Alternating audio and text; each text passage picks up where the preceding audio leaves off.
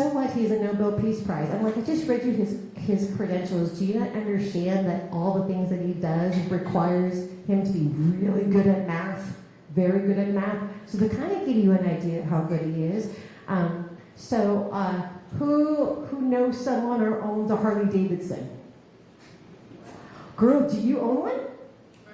Oh, okay. I was going to be like Stud Muffin. Okay. So the quick release saddlebags, he designed that. Dr. Frank designed that. Okay. And you guys have heard of the Quicker Picker Upper? All right, Downy. What did I say?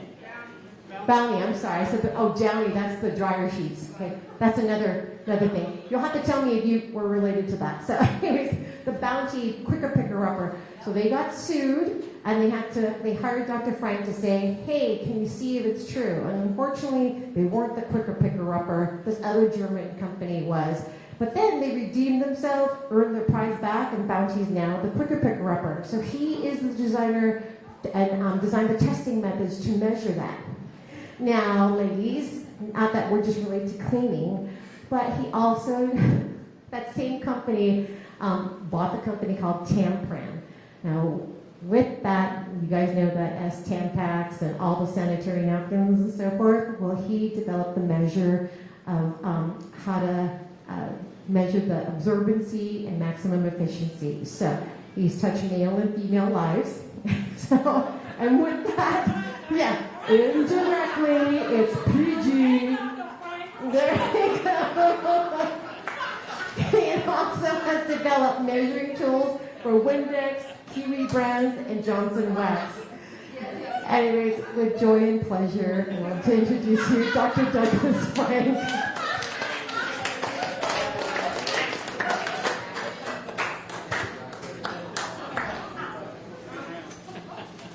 All right, we're going to mic him up. Mic me up. Yeah, I'm a farm boy, so all that stuff comes pretty natural to me.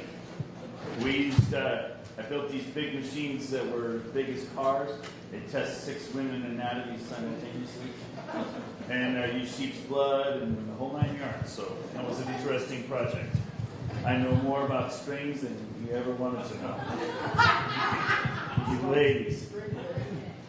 Crazy. So I've done everything from very earthy kinds of projects up to electron microscopes that image molecules. I really had a very fascinating, interesting career. I closed my business in 2017, moved out to the country, built a beautiful physics lab out there, and I've got experiments sitting there waiting for me. That's what I'd be doing if I wasn't doing this. And I had one breakthrough, one serious, well, actually a couple, but one serious breakthrough that made the cover of Science magazine, and Ranto Visachovny got me nominated for a Nobel Prize in Chemistry. So that was a big deal back in 1990. That gave me credibility, so I got to leave academics. I left academics in 1996 because it was just too woke for me in 1996. And I remember leaving and working for all these other businesses. It was awesome. I was at the University of Cincinnati, and if you remember what Mark Twain said about Cincinnati, he said, at the end of the world, he wants to live in Cincinnati because everything happens there 20 years later. And it really is behind there. And so if they were that woke in 96, you know I'm a pretty conservative fellow. And so I got out of academics, went into business for myself, and had all kinds of fascinating projects. You heard about a couple of them. But anyway, I would be doing that if I wasn't doing this. And so one of the guys a minute ago asked me, how in the world did you get into this? So I want to just jump right into that and just tell you how I got into this, because that's a fun question to answer. By the way, I mentioned that I grew up in Petaluma, up in Northern California, Sonoma County, on an Angus ranch. And there's something about working on a farm and on a ranch as a youngster. It teaches you good values, and you learn to be creative and innovative because you have to figure everything out with baling wire and duct tape. And it's, you learn to be creative and innovative. And that's really been useful in my life. Then I moved to Ohio, and you probably heard a lot about Ohio lately in the news, especially after the debate in Springfield. Yeah,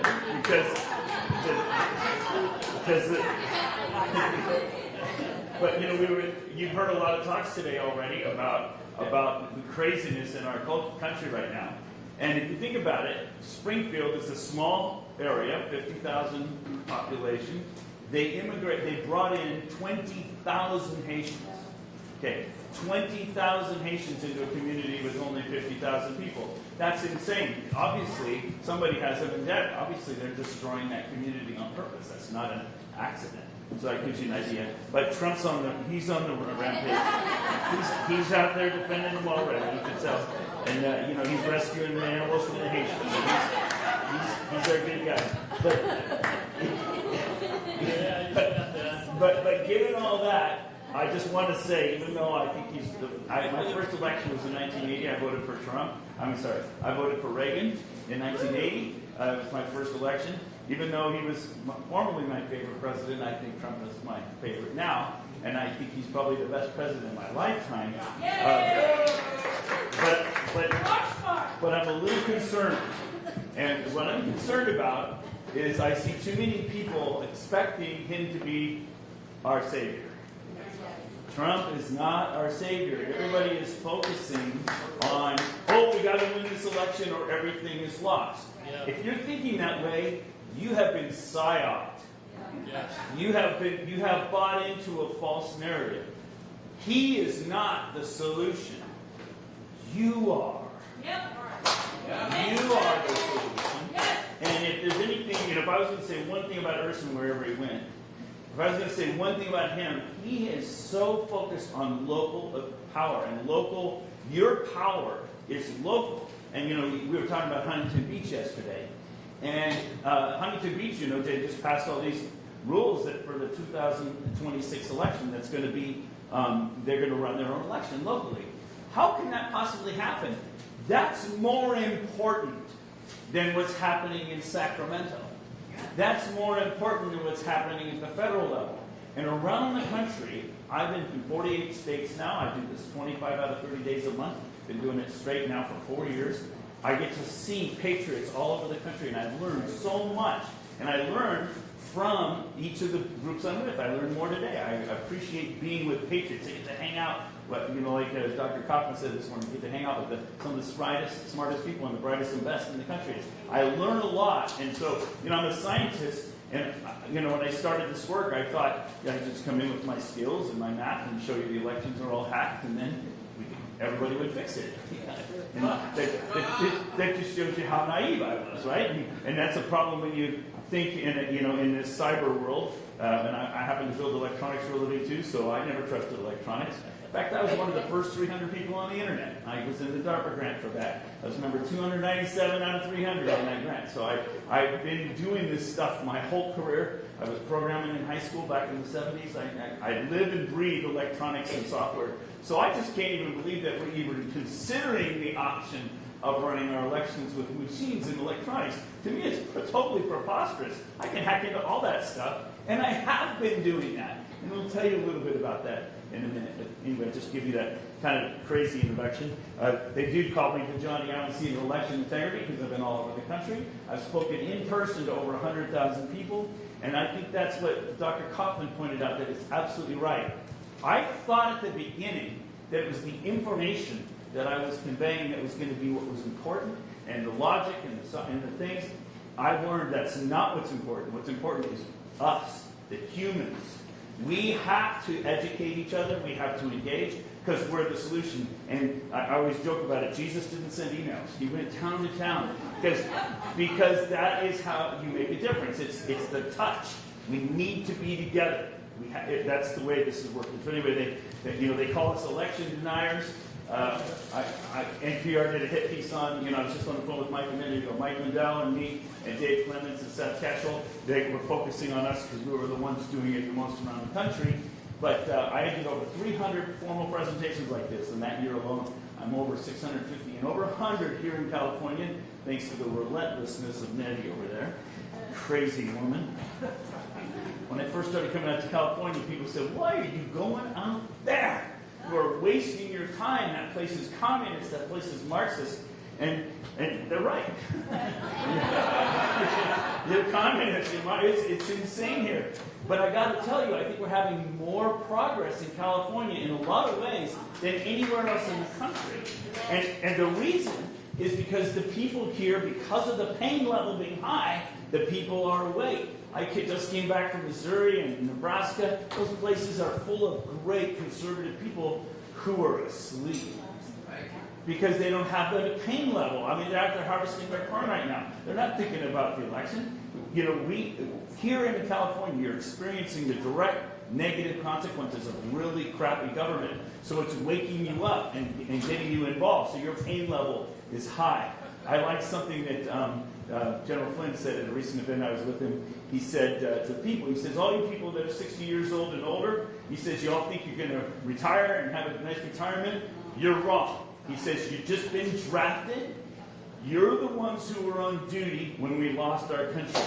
What are you going to do? Leave this mess to your children and your grandchildren? Wrong. They're busy raising their families, making a living, building their careers. You're the ones with the time and resources. You have to fix this mess. And I think that's exactly right. So, you know, I appreciate TPUSA being here, but I ain't waiting for the kids to do anything. Okay? I've got three of my own in the 20s, and my oldest daughter, Nellie, she's 26. She has Down syndrome. She's just a great hugger. And she hugs everybody. She knows all the politicians. She hugs them.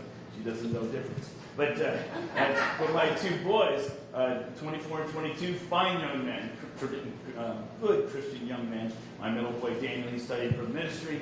And my youngest boy, Derek, he's 22. He's a church pianist. And there's a lot of music in my family, in case you can't tell. So anyway, good kids, but they don't get it. They don't understand what has happened. And it's not that they don't understand intellectually. They're brilliant. It's they don't get it. We were alive when our country was not this. We feel the difference. We know the difference. It's not just an intellectual knowledge. We know what we've lost. They grew up in the age of Obama. To them, they have no idea. And it was sort of nice there for 4 years that they got a little taste of what our country could be like.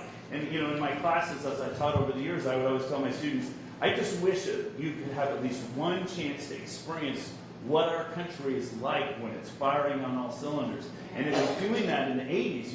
We just exploded. The economy tripled. Our country exploded. But what was wrong with that period of time is that Reagan was president, but we had a Democrat House and Senate. And if you remember, they tripled the income because they cut capital gains. Remember that? They tripled the government income, but all that did was increase the size of government. It's not like they said, oh, let's give the money back to the people. No, they just increased it. But anyway, that's a whole other thing. I won't get into that. Yeah, really. So I've been politically aware my whole life, but I had no idea how corrupt we are until I started this work, and I'll just talk about it a little bit. One example in California, how much success we had is LA, and it was talked about in the LA Times, of course, with Shasta. That's a lot of work we did up there. I'll talk a little bit more about that. One of the things people talk a lot about is the machines, and I understand that. I don't trust the machines either. I did a whole study about 2 years ago, spent a month of my life studying every vote cast in this state for the last 20 years, right down to the individual address, right down to the individual voters. And I did a controlled study. I'm a scientist. I do experiments. And the controlled study was I was trying to see if I could tell which counties had which machines just from the elections. And there's no difference. And after that, I realized, well, of course that's the case, because as I travel the country, it doesn't matter whether it's this state or that state, and they all use different machines. This is like a whole country here. You're just different states. I mean, your counties are like whole states elsewhere. The problem isn't the particular machine you're using. The problem is that they're all connected to one another. And so, I mean, does it matter whether you have an IBM and you have a Dell and you have an HP computer? No, it doesn't matter. They're all connected. So it doesn't matter which system you have. They're all equally bad, because the core problem, you need to understand what the core problem is. And I would say the number one problem you have in your state isn't the machines. I would say the number one problem that you have in your state is that you're mailing ballots to everybody in your rolls. And your rolls are some of the dirtiest in the country. Okay? And if you don't believe me, just look at the lawsuit last year in your county. Judicial Watch came in and sued you, and you had 1.2 million people had to be removed from your voter rolls. Remember, it wasn't Judicial Watch, it was EIPCA, Election Integrity Project in California. Judicial Watch enjoined that case, and they had to remove 1 in 4, and that's just the minimum. my analysis and our canvassing shows you should have had to remove 1 in 3 of the voters in your rolls. So just for an example, just to help so you can understand what your problem is, imagine that this is a copy of your voter rolls. Okay? That's all the 100%. And let's say that 30% of the people don't belong in your rolls. Got it? That's a lot. And now you mail ballots to all of them. I just want you to think about that for a second. You're basically littering the pavement with ballots that are not going to real voters. And Urson, he showed you how tall the stack was, right?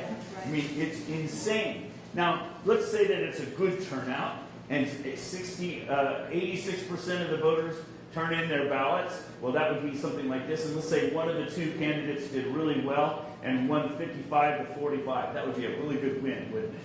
Except if there's 30 more ballots floating around out of every 100. And if you just do the simple math, they've got this huge credit line that they can stuff. Thank you, brother. So, you think about it, you do all this work, you campaign for your favorite candidate, you donate money, you get out the vote, you get the turnout. This is a really good turnout. But there's this huge buffer that the bad guys have that they can stuff ballots. They're just floating around out there, and they have a market value. 2 years ago, I was giving a talk, some women's Republican groups out here, and one of the moms stood up. She says, "My son told me that they were being offered $200 a piece for their ballots on campus at UCLA." Okay, and so if you think about that, what that kid did is he went back to his dorm room and ordered absentee ballots for all of his friends on the floor, right? Because guess what? That's good income. But I just want you to think about that. All those ballots are coming in. Now, who do they stuff those ballots for? Anybody know? The leftover ones that don't belong in the rolls. You know who else they stuff them for? The people who vote early. So the question came up whether we should vote early or not. When you vote early, you tell them exactly how many ballots to stuff. So the problem is not that I understand the urge to protect your vote. That's a good urge. I understand that. But the situation is your rolls are full of non-real voters. And the more information you give them ahead of time, the more you make it easier for them to steal. And so that's the real problem. That's your core problem in your state. The machines make it easy because there are more than one machine. There's a machine that's recording the tally in real time, so you know how many ballots have been cast. And then not only does the tally cast in real time, but also the voter rolls now are all centrally controlled. From my basement in Ohio, I can tell you what the vote is every day leading up to the election. How can I possibly do that? Because your machines are online, that's why. It's a stupid situation you're in. You need to take it back. And it's not just me saying that your rolls are dirty. It was proven in court, so I don't have to argue with you about it. But I want to make another point here while I'm on this topic. A lot of times, you're here in California, and so you think a certain way. And my advantage is that I'm all over the country, so I get to hear different points of view. When I'm in a state like this, you guys all complain about the Democrats. And when I'm in a blue state, they all complain about the Republicans. I mean, it's just back and forth, people complain. This is not a Republican-Democrat issue. And I think you alluded to that earlier. It is a we the people, as you, Frank. It's a we the people issue versus an oligarchy. John Matthews mentioned that this morning. Central control of our elections is the problem. We are not in charge anymore. So when I say that your voter rolls are really dirty, you're not alone. Just to help you understand this, there are 8 states in the United States, Kentucky's one of them, that have more people in their voter rolls than they had people. Okay? 4 of them are red states and 4 of them are blue states, which is why Judicial Watch can go around and sue them, and they're winning every one of the lawsuits because it's blatantly obvious that they're not keeping their rolls clean. And so you notice that that's not a Republican-Democrat issue. Kentucky is a red state. Let me just give you that example. I could do this in every state because I've analyzed every precinct in the United States down to the voter level because I'm a programmer and I like doing that stuff. I know I'm insane, but I like it. Okay, so just to give you an example, and I'm going to show you California data too, but I'm prepping you so that you'll hear it and understand it. This is from 1996 up to present.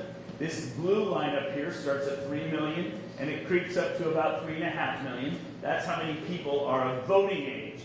Voting age in the state of Kentucky. And then this is the voter rolls and how many people are in the voter rolls since the 90s. And you notice it kind of tracked for a while, and then suddenly it turned up. You see that? And it went right past their population. Okay? All right? And how can that be? You can't have more people 18 and older in the rolls. I mean, it doesn't make sense, right?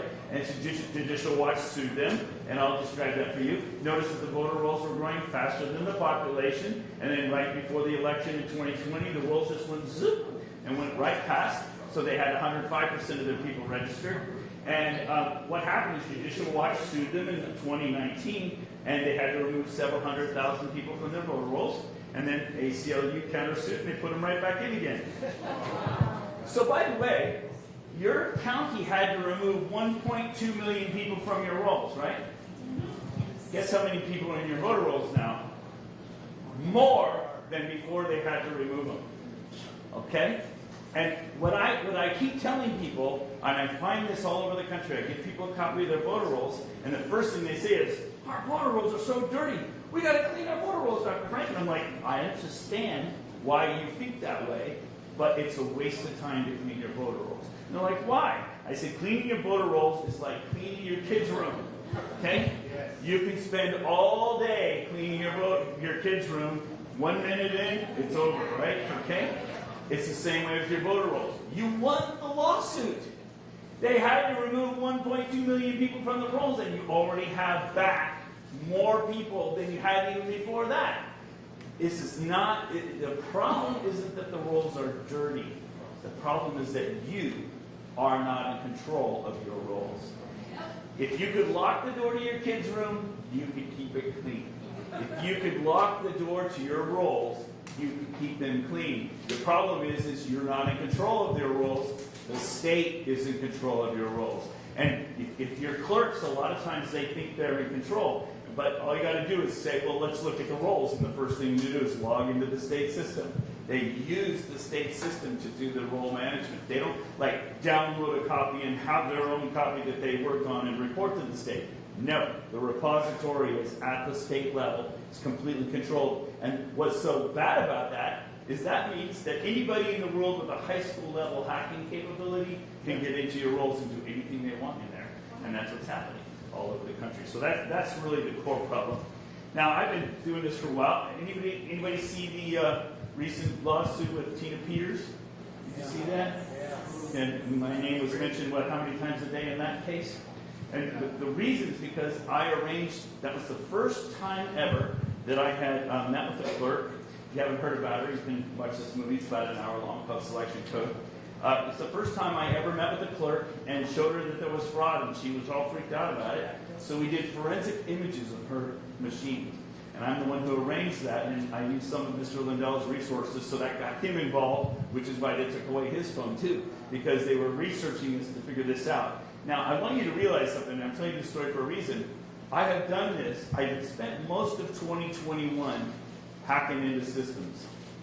Spent most of 2021 showing Secretary of State after Secretary of State that their systems were not secure, showing how the elections were manipulatable, and I was assuming that whole time that if I show them, that they'll go, oh no, our elections aren't secure. We have to get rid of these machines. That just shows you how naive I was. So I had to learn, and 2021 was my kind of waking up year, if that makes sense, to kind of learn. And this is a shocking comment I'm going to make to you, but I'm telling you it's absolutely true, and I can justify it with data. Invite me back, I'll give you another talk. We don't have one good legislature in this country. Not one. Okay? We have good legislators, but any good legislator that asks a question about the integrity of an election is immediately ostracized, is immediately emasculated. And I'll give you an example of that here, because the question, how did I get involved in this? Let me just jump to that real quick. So what happened is in 2020, I made lots of friends around the country, political friends, because I was using Farr's law. It's a first-order differential equation to model the COVID epidemic. And just by some crazy coincidence, there are no coincidences, I think God arranges everything, I had 2 students at my special school in my advanced differential calculus class, 2 seniors. One of them was an exchange student from China. from Wuhan. And his father is a general, okay? Which is why he gets to come to the fancy school in America. And so I was showing my students past work.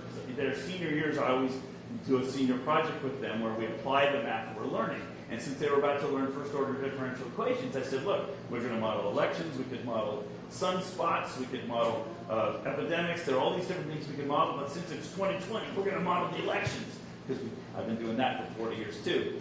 But Ray is his name. He came back to me afterwards. He said, Dr. Frank, can we please do an epidemic instead? Because we're having an epidemic back home. That was in November of 2019. Then he said that to me. And so by the middle of January, I was already modeling the epidemic in China. And I had like 5,000 people following me on my Facebook page.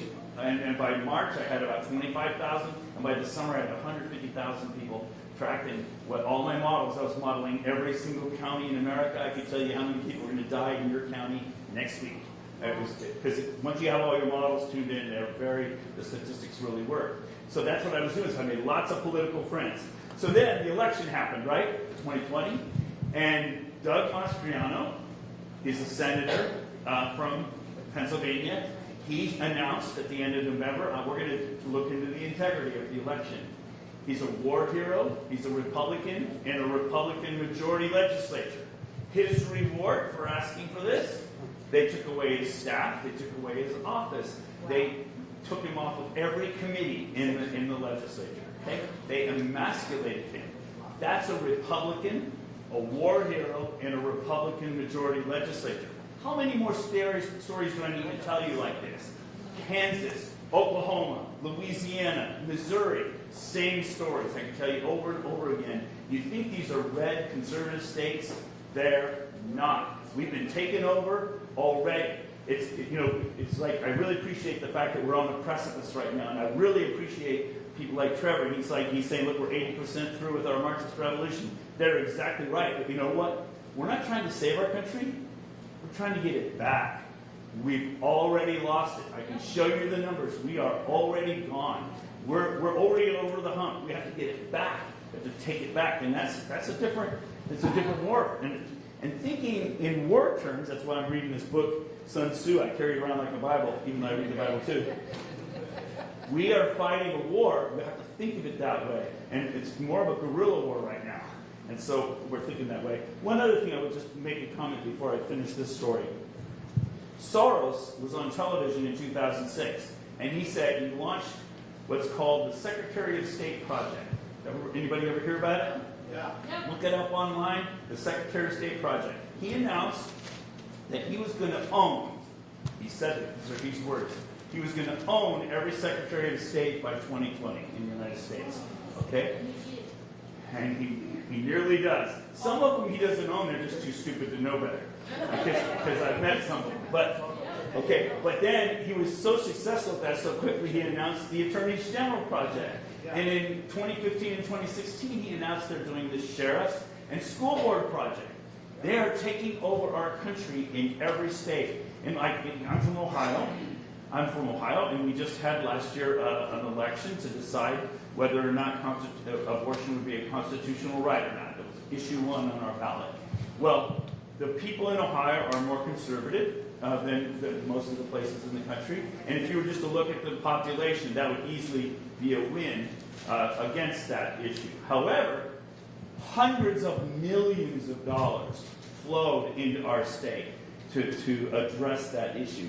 That issue was not decided by Ohioans. That issue was decided by outside money coming in. And that is what our main opposition is.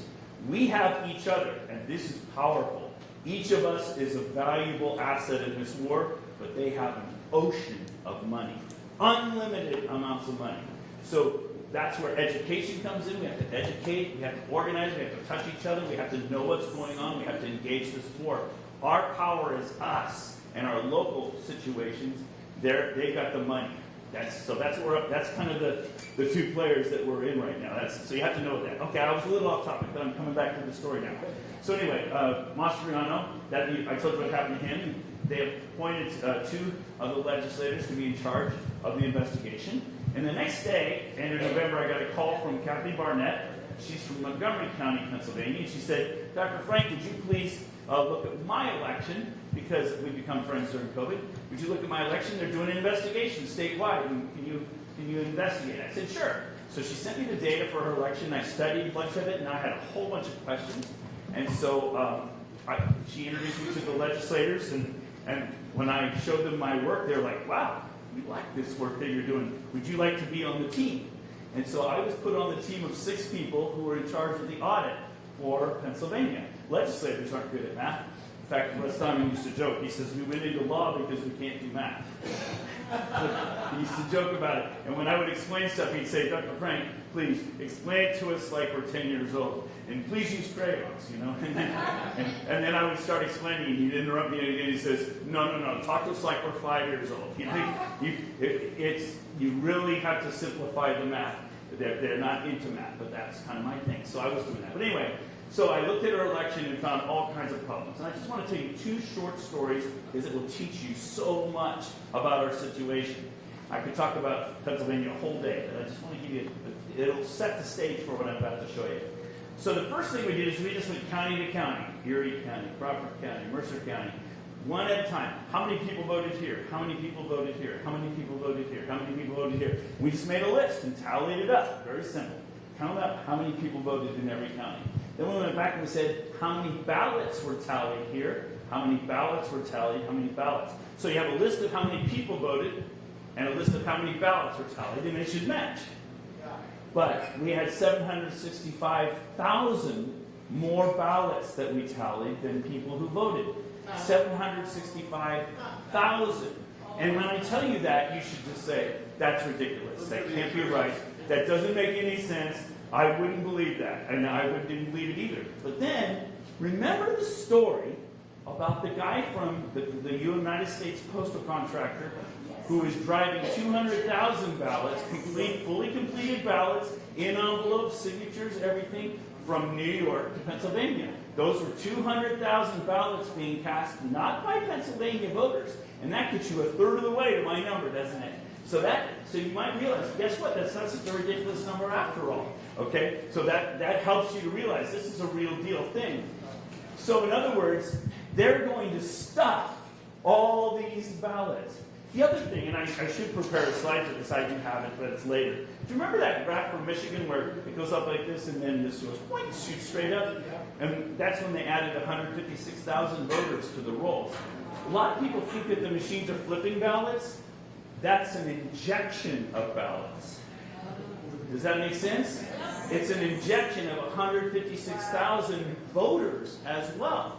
And so what we did is, I was in that lawsuit in Antrim, Michigan, and the judge ordered the Secretary of State to give us the list of names and addresses for every one of those new voters. We were very interested. We wanted to go knock on those doors and find out how those people got on the voter rolls at 11 o'clock at night and voted. We wanted to find those people.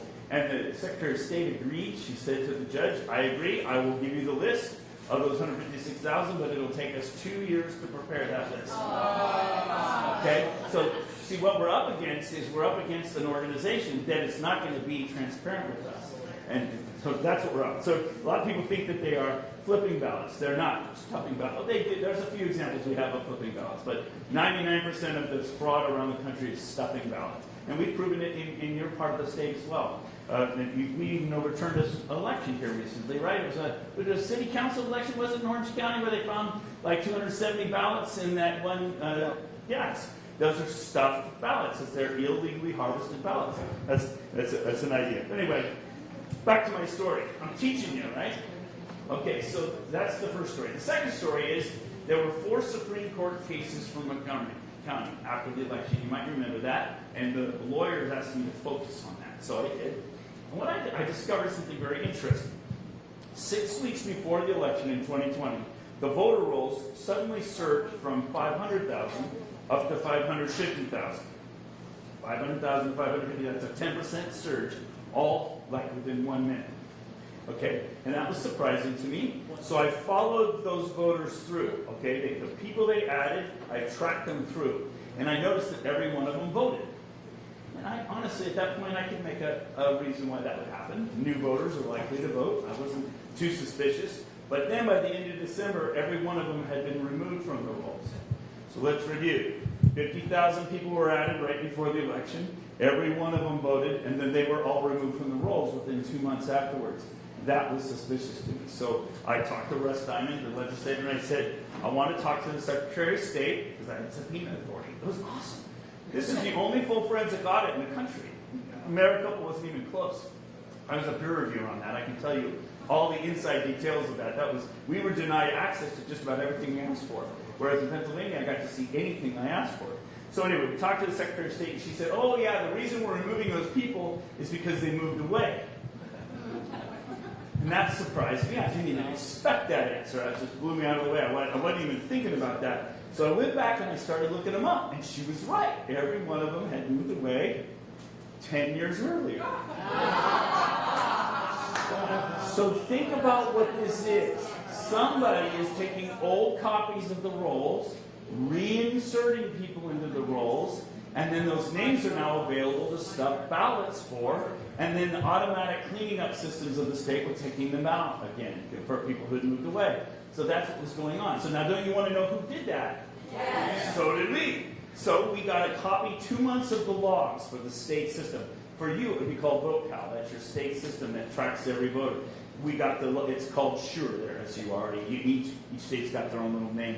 It's an acronym. But anyway, so we downloaded 2 months of the logs. We got 6 volunteers, IT techie guys, and they scoured through my Montgomery rolls, the logs, trying to find my 50,000 because it was part of our Supreme Court case. And they found it. And what you have to realize about cybercrime is that you don't know who's on the other side of the keyboard. You just know user ID and password, and sometimes you have an IP address. Well, in this case, we had an ID and password, and we were shocked. We were surprised. It was the Hillary Clinton campaign. And so I called Russ Diamond, and I said, I don't understand. This is 2020. What is the Hillary Clinton campaign doing in your voter rolls? I don't understand. And he said, oh, I know what that is. And he sent me a newspaper article from 2015 describing how the state of Pennsylvania had hired the Hillary Clinton campaign to write an app so that people could go to football games and rock concerts and college campuses and register people to vote. And the development credentials, if you're a software programmer, you know what I'm talking about, the development credentials gave them full access to the voter roll. They could change any field they wanted any time. So basically, you just gave complete access to them, and so they had injected that 50,000. Well, then somebody on the team, it wasn't me, I wish it was my idea, but somebody else on the team said, well, I wonder who else has access. So we put the team back to work, and they scoured the rolls, and scoured the logs for 2 months, and we found a minimum of 32 non-government organizations that were doing this injection all over the state of Pennsylvania. Number 1 was the Hillary Clinton campaign. Number 2 was CTCL, Center for Tech and Civic Life. That's Zuckerberg's organization. And so all these NGOs, Catholic Relief Services, Lutheran Relief Services, Legal Women Voters, all over the state had back-end access to the rolls. And they were injecting voters and then stuffing ballots for them. Now, we had all this evidence, and what would you do if you're me? Because I'm a scientist at this point.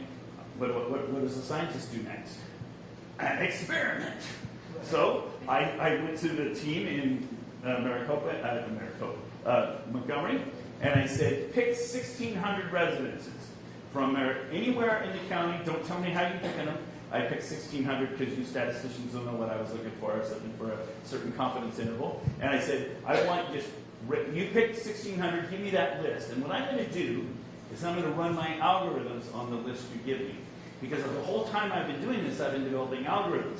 I'm not going through looking at 550,000 people one at a time. I'm writing mathematical algorithms that help me to go through the data and find the problems and know where to look. And so I ran my algorithms on the 1,600, and I told them, if you knock on these doors, you're going to find 30% of the doors you knock on, you're going to have at least one phantom voter. A phantom voter is somebody who, if it says in the rolls somebody lives there, a ballot was cast from somebody who supposedly lives there, but when you knock on the door, everybody goes, who's that? Okay, nobody knows who that is. That's a phantom voter. So anyway, they knocked on doors. We got 100 volunteers. They did it for 3 days. And sure enough, they found 31.5% of the doors. had at least one phantom voter ad, so I knew my mouth was working. And as a scientist, we're really careful about those things. I don't like to go public unless I've tested my conclusions first. And so we met with the legislators, and I showed them the results. It wasn't just me, our whole team. We showed them our whole body of evidence. And what was I expecting? I was expecting the legislators to say, oh man, we blew it. We certified an election with 765,000 more ballots than voters, and look, all the electronic evidence that proves that our election is hacked. We got to decertify this election. That's what I was expecting. And this is like right at the beginning of the second week in December. So this is way before the administration. I mean, we're saving the country right now, right? I'm working day and night. I even told my wife, honey, I'm putting aside my income. We're going to fight for the country here, you know, and my good wife, she's supporting me on it.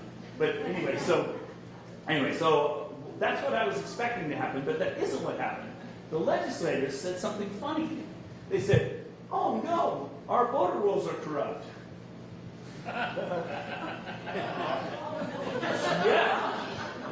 Yeah, but because of that, look what happened, right?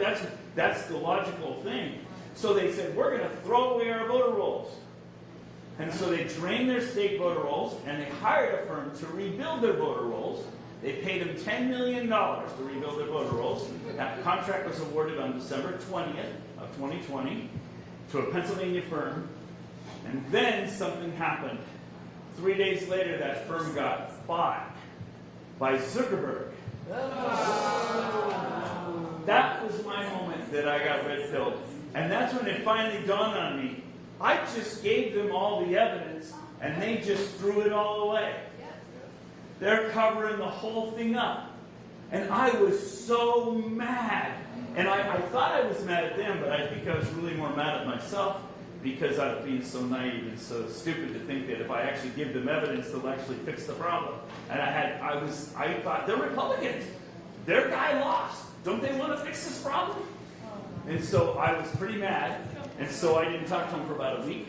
So then I downloaded all the data from Florida, and I ran my algorithms on Florida, and I found all the same stuff going on there. North Carolina, the same. Ohio. I started going, what in the heck? I had no idea. So I flew down to Florida. I met with the Secretary of State office. I went into the DeSantis office, met with his election integrity team. Went down to Mar-a-Lago. Didn't meet the president yet, but I spoke to him.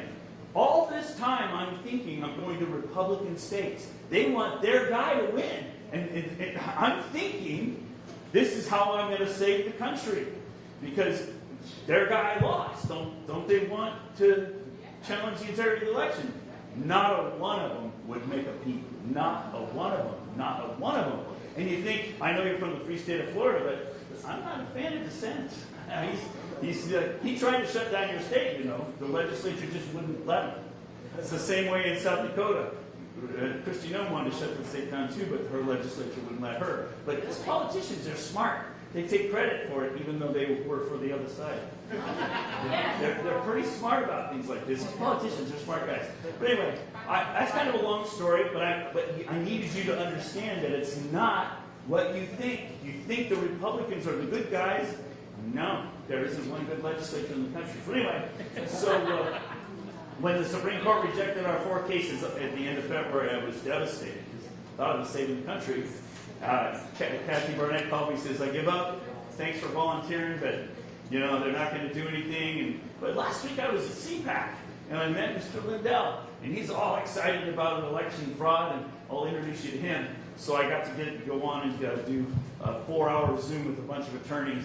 You heard all of their names, Sidney Powell, Rudy Giuliani, all those guys. I showed them all my evidence. They loved it. Next day, Mr. Lindell flew me down to a studio in Memphis, and we filmed this movie called Scientific Proof. It's a 1-hour-long movie, and it talks about my math. And I was pretty excited that, finally the word's going to get out, and everybody's going to know that the election was corrupted, right? He had all this electronic evidence because Space Force had been launched by President Trump, and all the elections were monitored. I don't know if you knew that. Obama declared elections critical infrastructure, which is what gives CISA.gov, look it up, CISA gives them authorization to track everything going on in every aspect of your election. And since your machines are all online, it makes it easy to monitor everything, and that's what they're doing. But guess what? We have those recordings too, because Mr. Trump and Mr. Lindell are good buds. So anyway, This movie, the good thing about that is that it shows that it's like impossible that our elections are real. The bad thing about it is you got to know a little math to get the gist of it.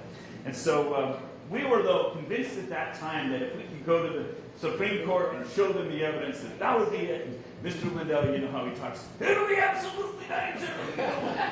We'll show them the evidence, and we'll have Trump back in office by August. And that's the way he talks, right? He's definitely a salesman. So, you know, and I didn't know better, but I had all the evidence, and we were going around the country showing everybody the evidence, and we were thinking we were going to save the country, really. So 2021 was really the year of me thinking that we could save the country with evidence. That's wrong. I had to learn that lesson, and it took me a year to learn that lesson, okay? I was catching on, but the thing is there was a lot of things fueling my thinking. The president asked me to be his keynote speaker for his first rally after being out of office. So I got to stand in front of 21,000 people and show them my math. Okay, and so I'm thinking, gee, this is working. We're going to win with math. But I remember walking up to the microphone this day. It was a Saturday afternoon. It was 80 degrees outside in Wellington, Ohio, and people had been standing there for 6 hours in the hot sun, drinking beer all day, and listening to rock and roll at a Trump rally, and that's a pretty rowdy situation. And I remember walking up to the microphone and thinking, looking at that sea of people and thinking, I just wasted a whole week of my life because I'm going to try to teach these people math. I prepared a really good presentation, right? But I got to tell you, it was very successful. As soon as I was about halfway through my talk, and you could hear a pin drop. They were hanging on my every word. It was like the best math class of my life. It was amazing. And the next day, they made memes about me. And so the good thing is that people were understanding what I was saying. But the bad thing is that I thought I could win that way, so I was going around the country teaching everybody math. And I don't think I really caught on until November, December, when the Supreme Court rejected our case, and I thought, well, we're not winning with the evidence here. And so I kind of started second-guessing myself and coming up with new strategies. But, you know, Mr. Lindell had the Cyrus Symposium. This is actually the New Yorker describing my work. You can tell it's very effective. But Mr. Lindell had the Cyrus Symposium where he showed the electronic evidence. A year later, you can see we're focused on the machines. And then a year ago now, he was finally getting down to the Election Crime Bureau Summit, down to the people. You know, we were learning too. You know, that's really our problem. You know, Plato said the penalty for refusing to get involved in politics is you end up being governed by your inferiors. Okay? And one of the things I'm learning too around the country is we're all waking up, right? But we all have like no experience in politics. Okay? And we have a very shallow bench. We make naive, stupid political errors everywhere we go. I see good meaning, smart patriots waking up all over the country, but we're like clueless because we've been so disengaged for so long. We don't know what we're doing. And we're up against a well-oiled, well-disciplined, decades of practice machine that's taking over our country. And so that's what we're up against. So really, this education idea is exactly right. We have to wake people up and educate them. Fortunately, I see all over the country people waking up. We have Constitution classes happen everywhere. I see a spiritual revival happening everywhere. It's pretty exciting. All right, I think I've given you enough of an introduction.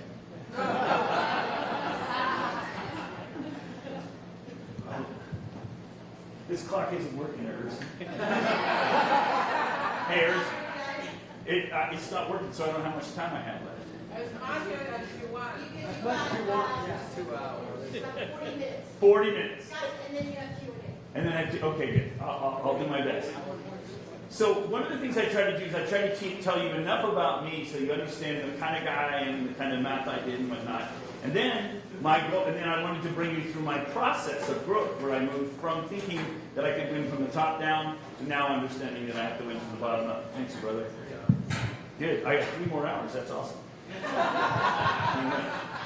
Okay, so here's the problem. You can pay me later. Thank you. Here's the problem. It's not just California. In every state in the country, our elections are now centrally controlled by the state. And really, NVRA, which was mentioned earlier by John Matthews, was the beginning of the end. That's when the federal government started giving grants to states to set up automatic registration of the people, which when you think about it, that just automatically starts inflating your voter rolls, giving you names that are not real voters. Then along came HAVA, 2002. That's when the government said, oh, and by the way, we don't want any more hanging chads. So we want all you guys to start using machines. And all the states said, well, we're not going to pay for that. And the federal government said, oh, no worries, we'll pay for it. But you have to comply with these certain standards if you take the machines. And all we really did basically is wire up our entire election nationally. And it's kind of migrated, and by 2012, 2014, just about every state was already centrally controlled. Now you guys are fully, it was like it was incremental over that time, and now your local clerks aren't even in control. It's completely centrally controlled by the state in every state. That's the real problem that we're up against now. So that's where we're at. Let me just give you a couple of examples so you understand, and these are not random examples. I'm teaching you other important ideas along the way. So I got to speak to Speaker Boss, the Speaker of the House of Wisconsin. It was me, Sean Smith, and John Eastman. You know who he is, right? Yeah. I'm reading the story up too. It's a good connection to him. Well, my job was to summarize the fraud that we found so far in Wisconsin. It was Sean's job to show how hackable the machines were. He's a retired Air Force colonel, retired from the Pentagon. He was in charge of Air Force cybersecurity stuff. And then John Eastman was there to say, now that you know that your elections aren't secure and you have all this fraud, here is your constitutional power. As head of the Speaker of the House, this is what you need to do now. That's why we were there. I was about halfway through my part of the talk, and Speaker Boss interrupted me. He says, Dr. Frank, he says, I just don't think you have as much fraud as you say we have. I said, why do you say that? He says, because we did recounts in our 3 largest counties. I said, recounts? I said, sir, it doesn't matter how many times you count the cash in the register. What matters is how many of the bills are counterfeit. Think about those 200,000 ballots from New York to Pennsylvania. You can count them by machine. You can count them by hand. You can recount them as many times as you want. The problem is everybody thinks that the way you audit an election, the way you audit an election is by auditing the machines. Wrong. You need to audit the voters. Did every ballot you count come from the voter you think it came from? And that harkens back now to what I started with you. You're mailing ballots to all these people who are not real voters. You're you're littering the pavement, literally, with ballots. And those ballots are going to be scraped up by homeless people. They're going to be scraped up by drug addicts, and single moms, and people that need money because those have cash value. And they're going to be bringing them to the NGOs who also get paid to do this. And so you're basically giving away your election by mailing the ballots out. You need to vote in person. That's the only way to protect your ballot. A lot of times people say, well, I turned my ballot in and I went online and it says they counted my ballot. Well, how do you know they counted your ballot? I'm a programmer. I can make that say anything I want to. Okay? That doesn't mean diddly. So the problem is we're a little naive. We trust too much. We have to be a little more skeptical and a little less trusting, and that's the situation we're in. Now, that made public news, by the way, after my meeting with Speaker Boss. It was supposed to be a secret meeting, but somehow it leaked out, and 10 television stations were there waiting for him, and they cornered him against the wall. It was like, she gets it. They cornered him, and they were peppering him with questions because the election denier was in town. And they were like, okay, what happened? And he admitted online, in front on TV, that there was widespread fraud in the state of Wisconsin, more than the margins in the election. Okay? That's 2 states now that I've told you that it's actually officially conceded that there were huge problems in the election. The Secretary of State of Pennsylvania acknowledges that 765,000. So this is not, I've now told you 2 states where there's publicly acknowledged fraud, but you don't hear about that in the media, do you? It's because when you listen to Fox, when you listen to the mainstream media, you're getting propaganda. You're not getting the real news. And so that's all another thing. So if you want to listen to the real news, listen to Mike Lindell's report. It's weeknights at 6 o'clock, 7 o'clock now, 7 Central. And Mike he's the only guy I ever met that can talk for more than me. And he can hardly wait to tell it to you every night and to tell you what's going on around the country. Frank's speech. Frank's speech. That's right. And so it's Frank's speech, 7 o'clock Central Time. So I gave him a little ad, but I taught you a bunch of things with that story too. I'm going to teach you another thing. So here, this is This is what I testified before the legislature in December of 2021. And I spent 3 days doing this. I went to every county in Wisconsin and downloaded how many people were in their voter rolls every month since 2009, all the way up to where I testified, December 2021. And I graphed it, and these are the 3 largest counties. And so I'm going to walk you through this. So this is on a percent scale because they're different size, and I want you to see the same shape. So this is the calendar from 2009 up to 2022. And so what happened is right before the 2012 election, do you notice how the voter rolls suddenly surged? Okay? And by the way, how much did it surge? Oh, about 10%, maybe 15%. What did I say the surge was in the Pennsylvania example I gave to you? 50,000 out of 500,000. It's a 10% surge, yes? Okay. So there's about a 10% surge right before the election. Those people vote, and then they check them out.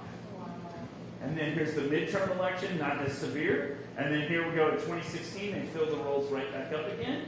And then after the election, they remove 25% of the people from the voter rolls, and their voter rolls are completely full again for 2020.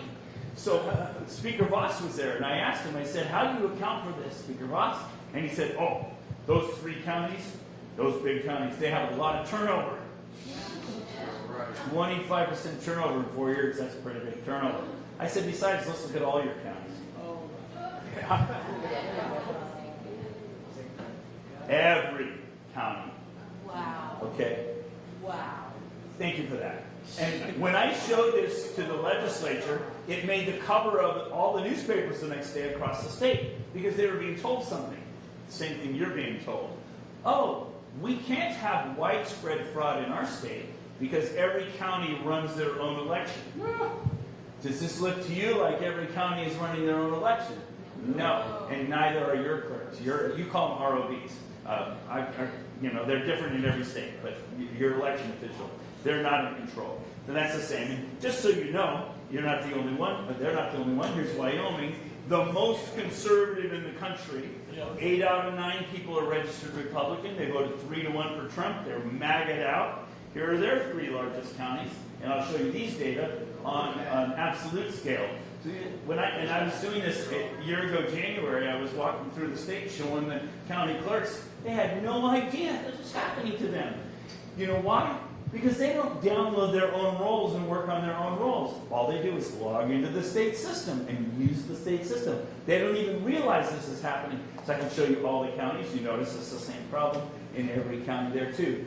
So even the most conservative state in the country has this problem. Now, they don't all just go up and down like that. That's about 1/3 of the states. The other 2/3 of the states do what we call churn. And a churn means they're adding and removing continuously. And so the number doesn't change a lot. But if you're a programmer like I am, you can do a name-to-name comparison month to month. And you can see how many people are actually being added and removed. And that churn, you have a huge churn problem. And there's a guy up in San Joaquin that he and I have been running on, doing it in your state. It's about 40% every 3 years in your state. Your population is changing 40% every 3 years? I don't think so, but that's what your rolls are doing. And what they're doing is they're churning the names, so the total stays about the same, but they're actually removing the people who voted.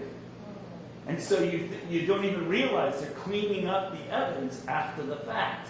If that makes sense, that's what's happening. So anyway, I think I've given you a good idea that it's centralizing. I was just describing, here's a visual description of what churn is. Say you have a county with 100 people in it, 10 people move out, 10 people move in. That's called a 20% churn. Then 20 changes out of 100. You guys are about 40% over 3 years. And what I did is I ran it for the whole state of Nebraska. Every single county has the same amount of churn, and every county had the same amount of people removed from the rolls.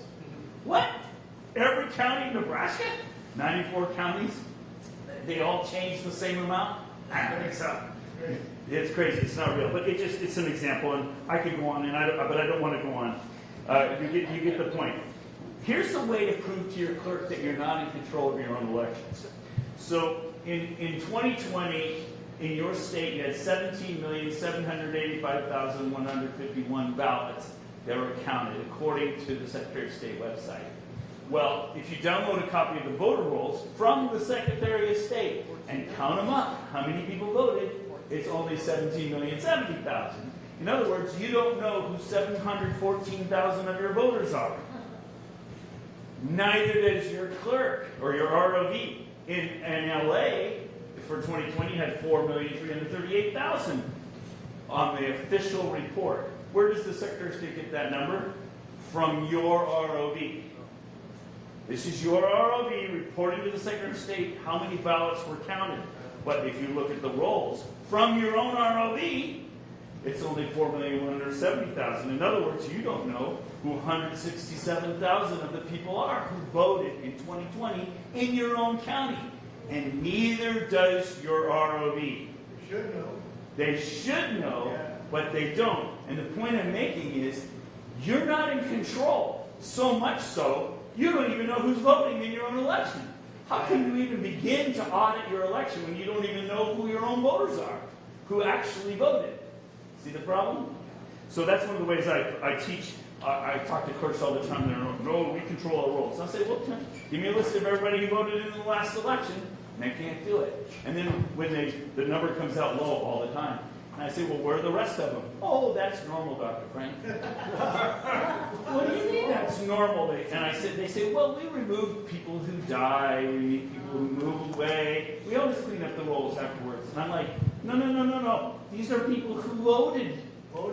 These are people who voted that you're taking out. And then you can see the clerks kind of, they go, yeah, you're right. And they kind of fritz out a little bit. You can see the brain shorting out a little bit. But anyway, you get the point. I think I've done pretty good on that. All right, let's look at your county real quick. And then I'm going to show you the solution. Because right now I've just been kind of showing you what the problem is. But if you don't know what the problem is, you don't understand the solution. So you got to know what the problem is. So here's your county. This is from 1980. This is your voting age population. Looks like in 1980 you had about 6 million people here of voting age. It peaked right around 2016, and now you're losing population.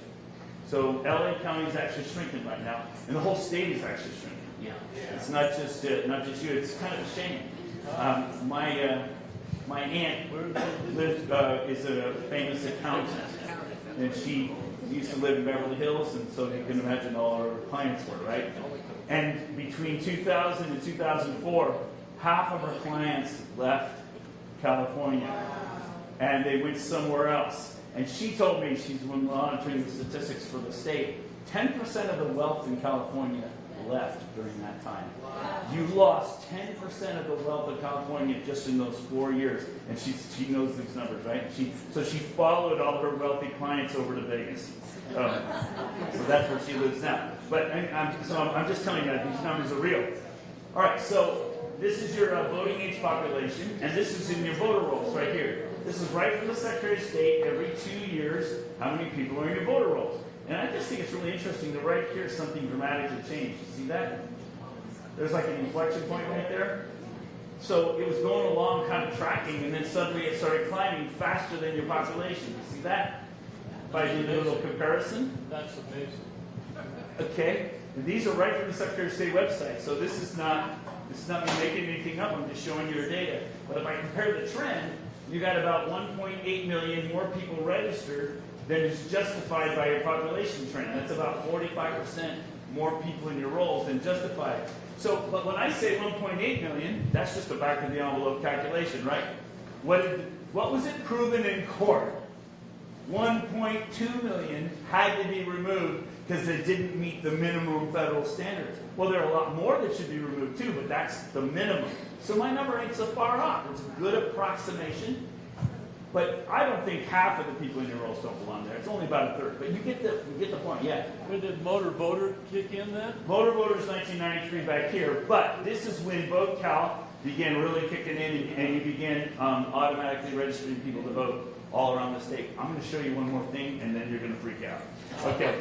Already. Okay. Yeah. So I'm going to answer your question. Yeah, so this is a voting age population. This is who's in the rolls in your county. And this is who voted every election. So presidential, midterm. Because people vote more in the presidential elections, right? But notice that if they hadn't inflated the voter rolls, you'd have 100% turnout. So one of the things you're going to notice in the newspapers is they report your turnouts as a percentage of registered voters. That number is completely arbitrary. They inflate that number. It doesn't mean anything. They should be comparing it versus the population. Then you'd say, hey, how come we had such a big surge in voting in our county? Yeah, with people. That would be interesting, huh? But they hide it by inflating the denominator. They make the percentage not change much by increasing the number. So there's a lot going on in there. We could talk about that for a long time. But the main problem is this little blue graph tells you how many people voted in person. So you notice that back in the 90s, most of you were voting in person. And I know in Orange County you have a lot of military, and so there's a significant number of absentee ballots. But then you notice you don't vote in person anymore. Now it's down to zero because you mail ballots to everybody. It's literally 25% in person, 75%. Yeah. Wow. So you Wow. and think about it. You're mailing all those ballots to the people who aren't real. You're just throwing away your election, just giving it to them. It's crazy. All right. So the other thing, and I don't really want to talk about this today. I've talked about it before, but what I've learned is I think because there's central control, I can go into a state, I can study one county, and what do I mean by that? This is age across the bottom, from birth to 110 years old, and how many people there are of each age. This is the population of LA, this blue curve, by age.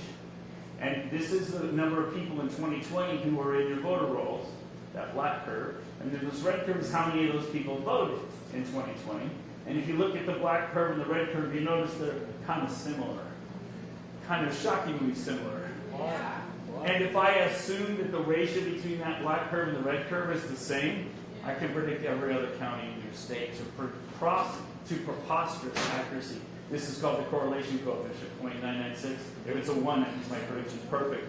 But even worse than that, I can predict every one of your precincts. The red curve is who voted in this precinct. I just did it in alphabetical order to give you a couple examples. This is by age again across the bottom. The red curve is who voted by age in your county, in that precinct. And the black curve is my prediction. You don't even need to hold an election. I can tell you how many people of every party even. And I can spend time, I can show you all these. I've done it by party, I've done it by precinct, I've analyzed it, that's like craziness. I can predict everything. How can I predict everything? Because it's not real. It's being manipulated, and that's the problem. So that ain't natural, buddy. All right. Let me show you one more graph, and then I'll jump to the solution, because that's a perfect amount of time. I showed. Good news. Yes, exactly.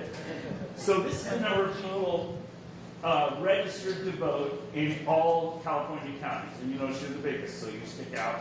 And it's hard to see the small counties because you're so big. So what I'm going to do is I'm going to put them all on the same scale. It's called normalizing. I'm going to put them on a percent scale so you can see all the shapes of them, and I'm giving you a question here, all at the same time. And this is what Urson showed. You'll notice that the registration in every county used to be random. But something interesting happened right here, and now zoom, they all started shooting up. What is that? That is when you went to VoteCal and when you allowed the DMV to start putting people in. And so, did every county suddenly grow? No, we already know the population's dropping off.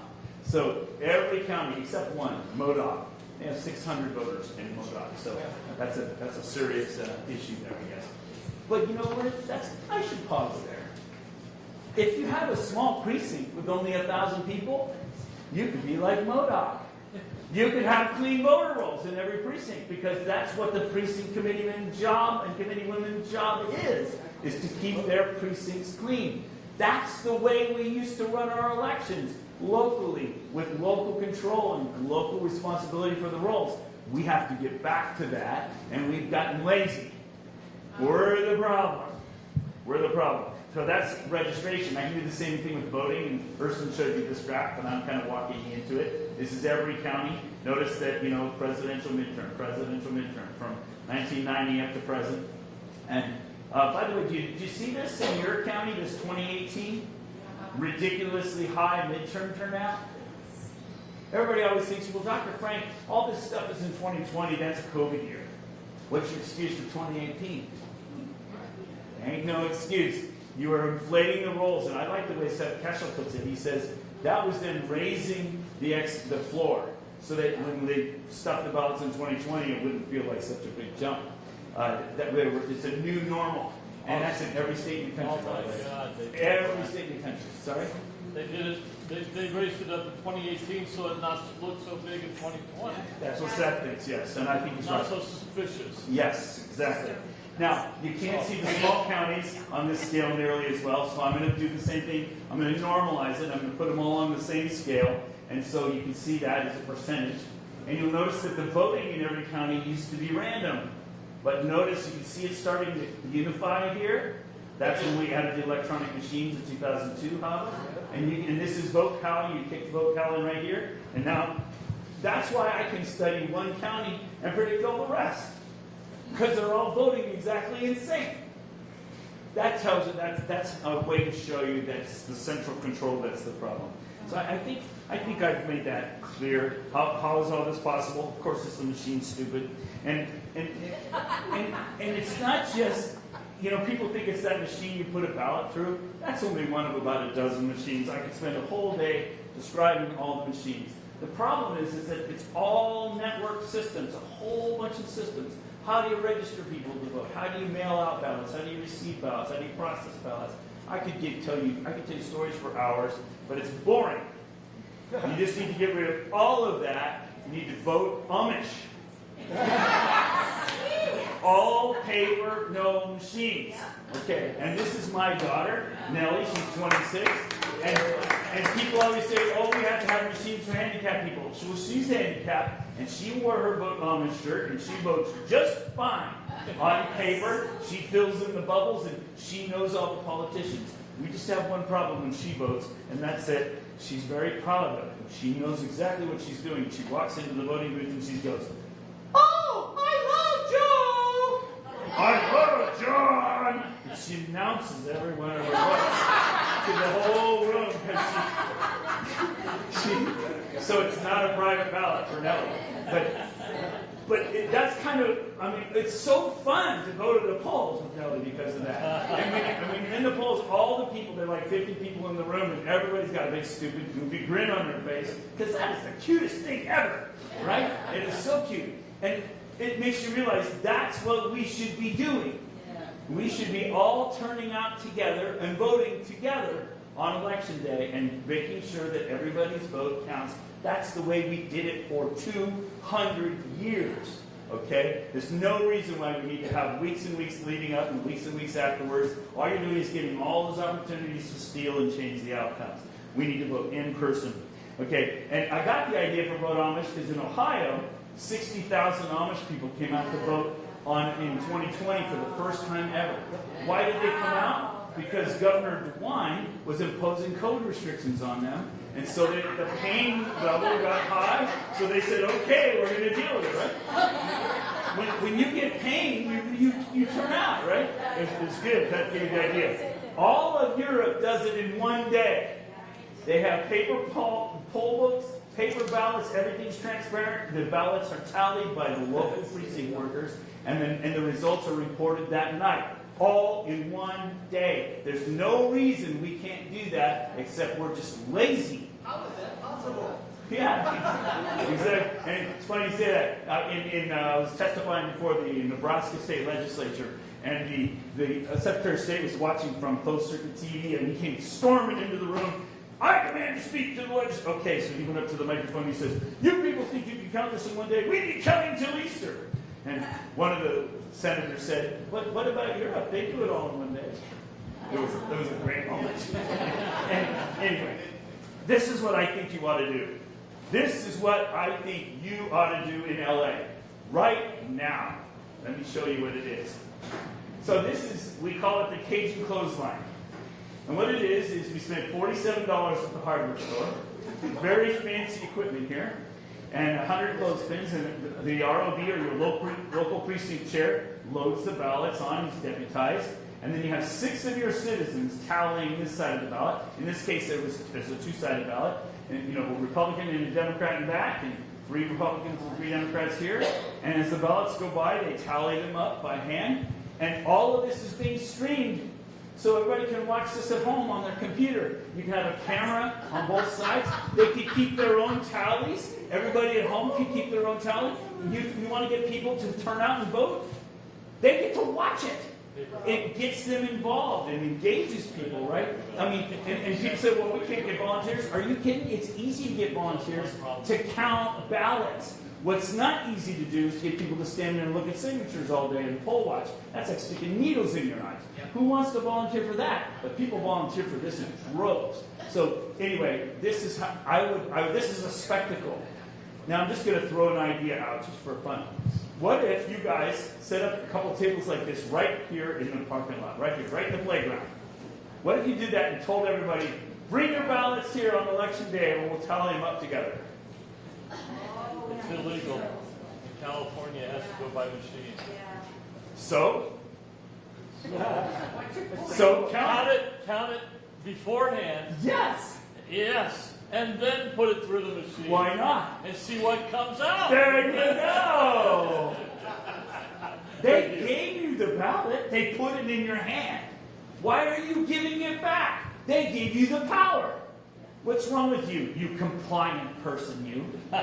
No way. Stop being so compliant. This is your election. Take control of your election. You want to create a scene? They gave you the ballot. If I want, I can show you my ballot. You can show me yours. What's wrong with that? Yeah. And we can count them together. You want to see? And then, by the way, you'll show how quick and cheap and easy it is.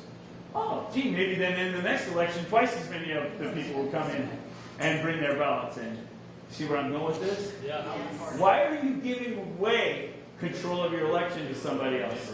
Stop it. This is right out of the art of war.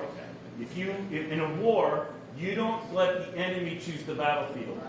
You choose the battlefield. Anyway, I'm rambling now, and I got to get to the conclusion. All right. So anyway, that's just a crazy idea for you to think about maybe seriously doing. Okay. I'm going to give you the solution now.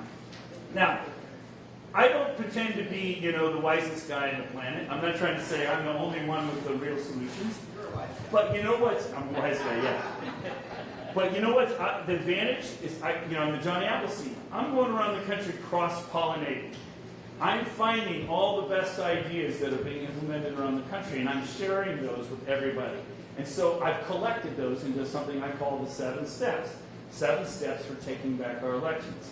And these are working all over the country. And if you want to form a 7 steps team here, sign up with Urson, sign up with Nettie. We'll form a 7 steps team, and we'll get you going. Now, the mistake that I usually make in California is I forget how big you are. And normally when I go around the country, I work on a county level, because a typical county is 10 to 20,000 people, okay? But you have cities that are that big, okay? But think about Huntington Beach, 400,000 voters. They've taken back control of their municipal elections from the state. The state's screaming bloody murder. Well, what about the neighboring cities? Why don't let's get more than one city. And then, just like when the state sued the churches, who won? The churches. Guess what's going to happen again? The state's going to sue the cities, and the cities are going to win. Especially since it says right in their charter in Huntington Beach that they get to run their own elections, right in their own charter. So, you see where this is going, right? So don't leave them out there hanging. Let's get a couple other cities to join in. But okay, I'm off topic. So let me get to the solution here. I just don't want you to think that, I just sat in front of the fireplace one night with my pipe and figured all this out. This is me collecting wisdom and bringing it to you. You got it? All right, so here's the first thing. You have to realize we're at war. And if you don't realize this, you already are losing. You have to realize we're at war. This is the 5th generation war. They're taking over our country right out from underneath us without firing a shot. That's what's happening to us. General Flynn's been telling us that for decades. What did he do for a living? He was Defense Intelligence Agency. He took over other countries. And how do you do it? From the bottom up. Because he knows how to do that. And that's our solutions from the bottom up. By the way, he has a new movie out. If you haven't seen it, I urge you to watch this movie. I urge you to watch this movie. If you give him $5 to watch this movie online, please do. It's worth every penny. He needs the money anyway. But the point is, that will connect so many dots for you about what's going on right now. It's an amazing movie. Anyway, so my daughter, my family and I watched it, so I took a picture of us. She gave it thumbs up. So that's the movie review. It's worth seeing. Okay. But anyway, his solution to the problem is local action. Local action is national impact. And he knows from years of experience taking over other countries, that's the solution. Okay? Or another Army intelligence officer, John Mills, he says, secure your county and the nation will follow. I would change that in LA County. I'd say secure your city and the nation, and the county will follow. And then the state will follow, and then the nation will follow. Because you're a little bit different here. You're pretty big. I'll quote one of my favorite supermoms who's been out to California a couple times talking to you guys. Tony Shute from Pennsylvania. I love her to death. She said education is key, but the fix is local. So we're doing education, but the fix is local. You people are the fix. All right, and then this is hearkening to my friend Trevor Loudon here. Yuri Bezmenov, who defected 40 years ago from Russia, came here and laid the whole plan out. He told us exactly what our country was going to be like 40 years ago. And he's eerily accurate, which is because we are in a fifth-generation war, and they're just ticking off the boxes. And since Trevor's here, and I've been doing this all over the country, by the way, Trevor, giving you this little pitch, last time I heard him speak, he says we're 80% of the way through our Marxist revolution. That's him doing the checklist and doing it rigorously. So if you don't realize that's happening, you're not in the war. You're not fighting the right battles. You know, and I understand, like, for example, there are women, I love these super moms that are like all hyped up about what's in your libraries, you know, and the pornography. I totally agree with that fight. That's a great fight. But guess what? That's downstream from your elections. The reason you're in that mess is because you have a crappy school board. You have a scrappy school board. A crappy school board. That's a good one. I'm going to remember that one. You have a crappy school board because you have crappy elections. Okay, and you need to address that. Okay, so anyway, so I've been studying war. I already mentioned that to you. All right. So what are our weapons in this war? Our weapons in this war, right? So far, are not guns. They're the Constitution. And I love this gal, Chris Ann Hall. She's awesome. She wrote a book a few years ago called Sovereign Duty. And I love the point she makes in this book. First point she makes is, we're the sovereigns. Our Constitution made us the kings. We didn't want to have kings anymore. We set it up so that we're the kings. You're the kings. You're the government, not somebody else. But we forgot. We've been letting other people make all the decisions. No, we're the decision makers. The second principle is duty. And if you think about it, every one of the God-given natural rights enumerated in the Constitution, every one of those, is actually a duty. So, like, for example, the Second Amendment says you have a right to keep and bear arms. No, it's your duty to maintain a well-regulated militia. That's why you have to have guns, because you have a duty to maintain a well-regulated militia. By the way, how's your militia here? None. You better have one. You better have one, because everybody I talk to who knows what's going on, there's going to be violence after the election. And if you don't have a militia, how are you going to defend yourself? How are you going to protect your family? How are you going to protect your community? Who was it? Was it you or was it you, Trevor? One of the two of you said you have 3 or 4 friends in your neighborhood today. Wasn't that today? Was that you? You need to have people in your neighborhood. In February, I was walking out the door of my house, and somebody had taped a sign to my door, like an 8.5 by 11 sheet of paper, no letterhead or anything, that said, "In case of emergency, we're all meeting at the Veterans Memorial Park. Bring your guns." And 2 sentences, right? So at least I know where it is. Okay, I wouldn't call that very well regulated, but I know where everybody's going to be when it all comes down, right? And so I'll be taking my AR down there, right? Because I live out in the country and I got all that stuff, and I'm pretty good at least I used to have it all, but I lost it all in a boating accident. So all my ammo too. It was really devastating. Okay. All right. So anyway, you got the point. So my strategy is not a legal strategy. I don't oppose lawsuits, but they are not going to get us there in time. And I don't oppose legislative action. I've been writing laws all over the country with legislators, but most of them don't even get out of committee. So you're not going to win. I don't think we're going to win that way. So my strategy is a We the People strategy, and I want to teach you a couple of ideas. My biggest opposition has been the GOP, because they want to harvest ballots. They think they can overwhelm that 30% credit line by scraping up 2 or 3% more ballots. Think about that. They think they can overcome a 30% credit line by scraping up 2 or 3 more percent by harvesting ballots. And especially if you vote early, you're just giving away all the information. You're giving them more time to stuff the ballots because they know what they're doing. Anyway, well, I like what Albert Einstein says. He says the strength of the Constitution lies entirely in the determination of each citizen to defend it. Only if every single citizen feels duty-bound to do his share in this defense are the constitutional rights secure. It's a U.S. Constitution. What's that? It's a U.S. Constitution. Yeah. Albert Einstein said that. Isn't that cool? Yeah. He understood the power of the Constitution. America is an experiment in self-government. We're the government. We've just forgotten. So we need to start being the government. Who says you can't run your own election? Huh. No one's coming to save us. We're the people we're waiting for. So let me give you a couple of examples. Last year in New Mexico, Governor Grisham got up and said, "Oh, we had a school shooting. We're going to have a temporary ban on carrying guns in public." Remember that happened last year? So the next day, a Democrat sheriff stood up and said, "I'm not enforcing that in my county." Why can't he say that? Because it's a constitutional issue, and he's the constitutional officer for the county. I'm not enforcing that here. Over the following week, about 70 more sheriffs joined in.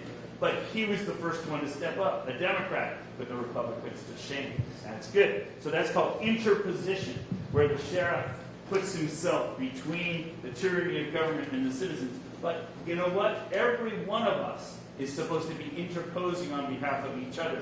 If I'm walking down the street and this lovely lady's getting molested in the alleyway, what do? Call 911, go back to the hotel. No, I have a duty to interpose. I have a duty to get in and defend her constitutional rights, right? You would all look at me in a completely different light if I walked away from that situation. I at least got to stand by the side and throw stones, right? I mean, you have to intervene. We have a duty. We have a duty to each other. So anyway, that's the idea. Next thing is noncompliance. So when the governor said, you can't wear guns in public anymore, all those concealed carry guys, put them on the outside. And so the whole state, everybody started not complying. And what does Jefferson say? If a law is unjust, the man has not only a right to disobey it, he's obligated to disobey it.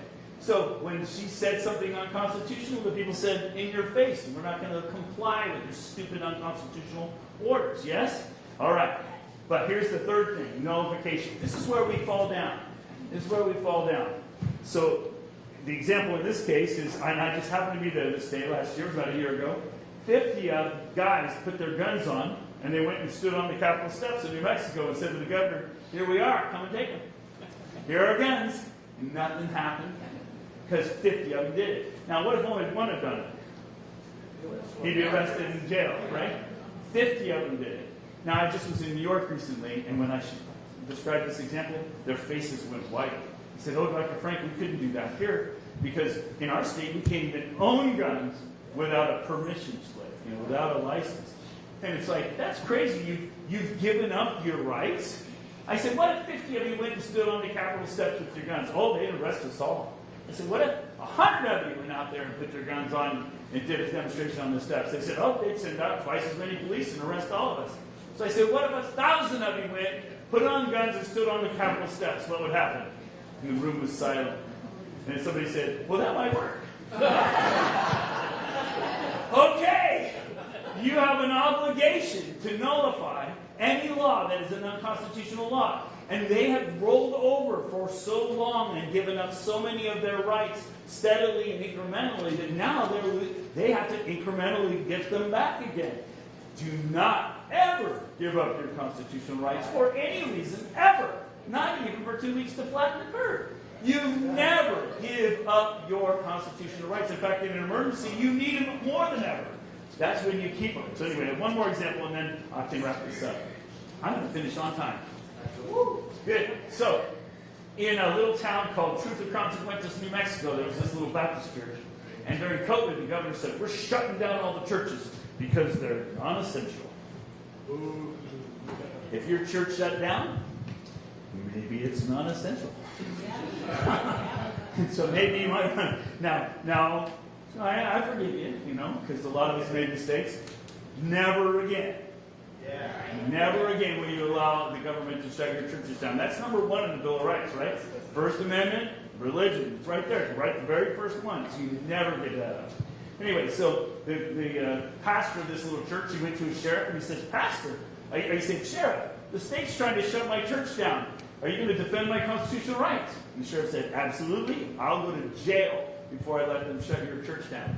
Yeah. So that sheriff stood on the steps of that church week after week, while the state police were on the other side of the street, ready to arrest the pastor and shut down that church. So that's a good sheriff. He interposed.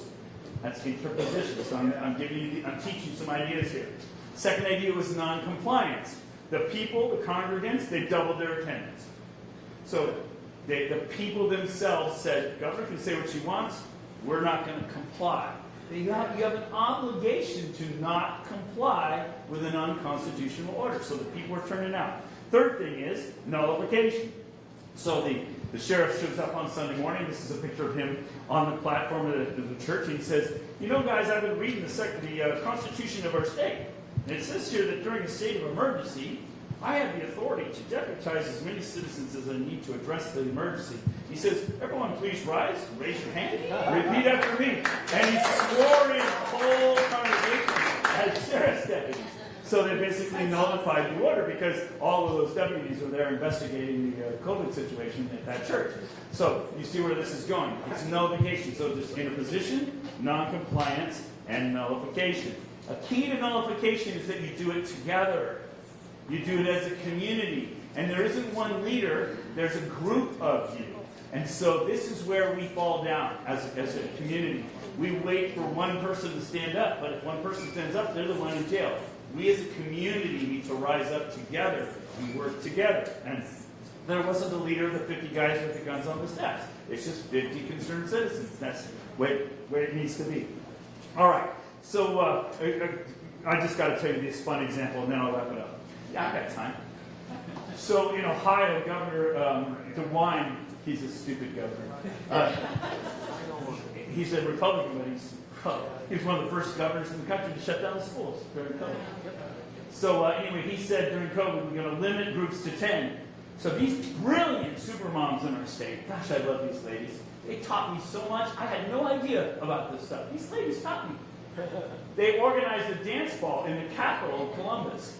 600 of us from around the state showed up. They had a big jazz band. We danced the night away. 600 of us. No masks, no nothing. We streamed the whole thing online. We played spin the bottle. It was like a super spreader party. And we invited the governor to come join us. I mean, it was an amazing, amazing night. I brought Nellie there. She loves to dance. We just danced the night away. So in other words, he said you had to camp. By the way, which constitutional right does that violate? Our right to peaceably assemble.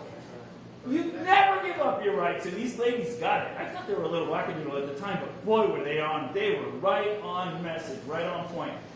The governor said, you can't? Oh yeah? We're gonna. They overtly nullified the unconstitutional order.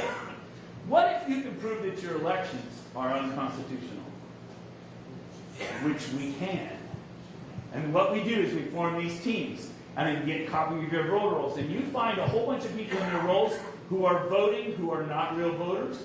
You find people who are dead who voted. We found 49 without hardly even looking in San Joaquin. People who are dead who voted. Every one of those ballots is disenfranchising you from your constitutional right. Every fraudulent ballot nullifies one of your ballots. That's violating your civil rights. That's violating your constitutional rights. Guess what? You are obligated to not comply with any law or policy that's disenfranchising you from your constitutional rights. You are now empowered, once you've done that, to say to the state, we're not complying with your stupid orders because they're disenfranchising us from our constitutional rights. We're holding to the higher law. You're not breaking any laws. You're holding to the higher law, the Constitution. See where this is going? See why this works? This works all over the country. Anyway, Second thing is, when he said you had to wear masks in public places, the ladies organized shopping days all over the state, where they, like 20 or 30 of them would show up at Kmart, take their masks off and go shopping. You know, what are they going to do? What store manager is going to throw 30 moms out of the store, right? And besides, what are they going to do? Call the police and drag them out? boy, that would have been fun.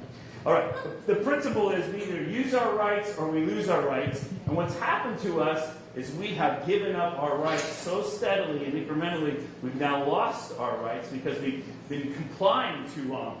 We now have to stand. And you don't have to do it all at once. Just how about an incremental stand? How about counting your ballots before you turn them in? Boy, watch them scream bloody murder. You want to get rid of mail-in voting? Yes. Here's how. They won't want to give you the ballots anymore. because you're doing stuff like that. How to do it before. So the principle is use your rights or lose your rights. And I'm going to jump ahead because we've got to wrap it up. It's a war between good and evil. That's already made today. The Constitution is our best weapon. 4 years ago, I thought my evidence was the best weapon.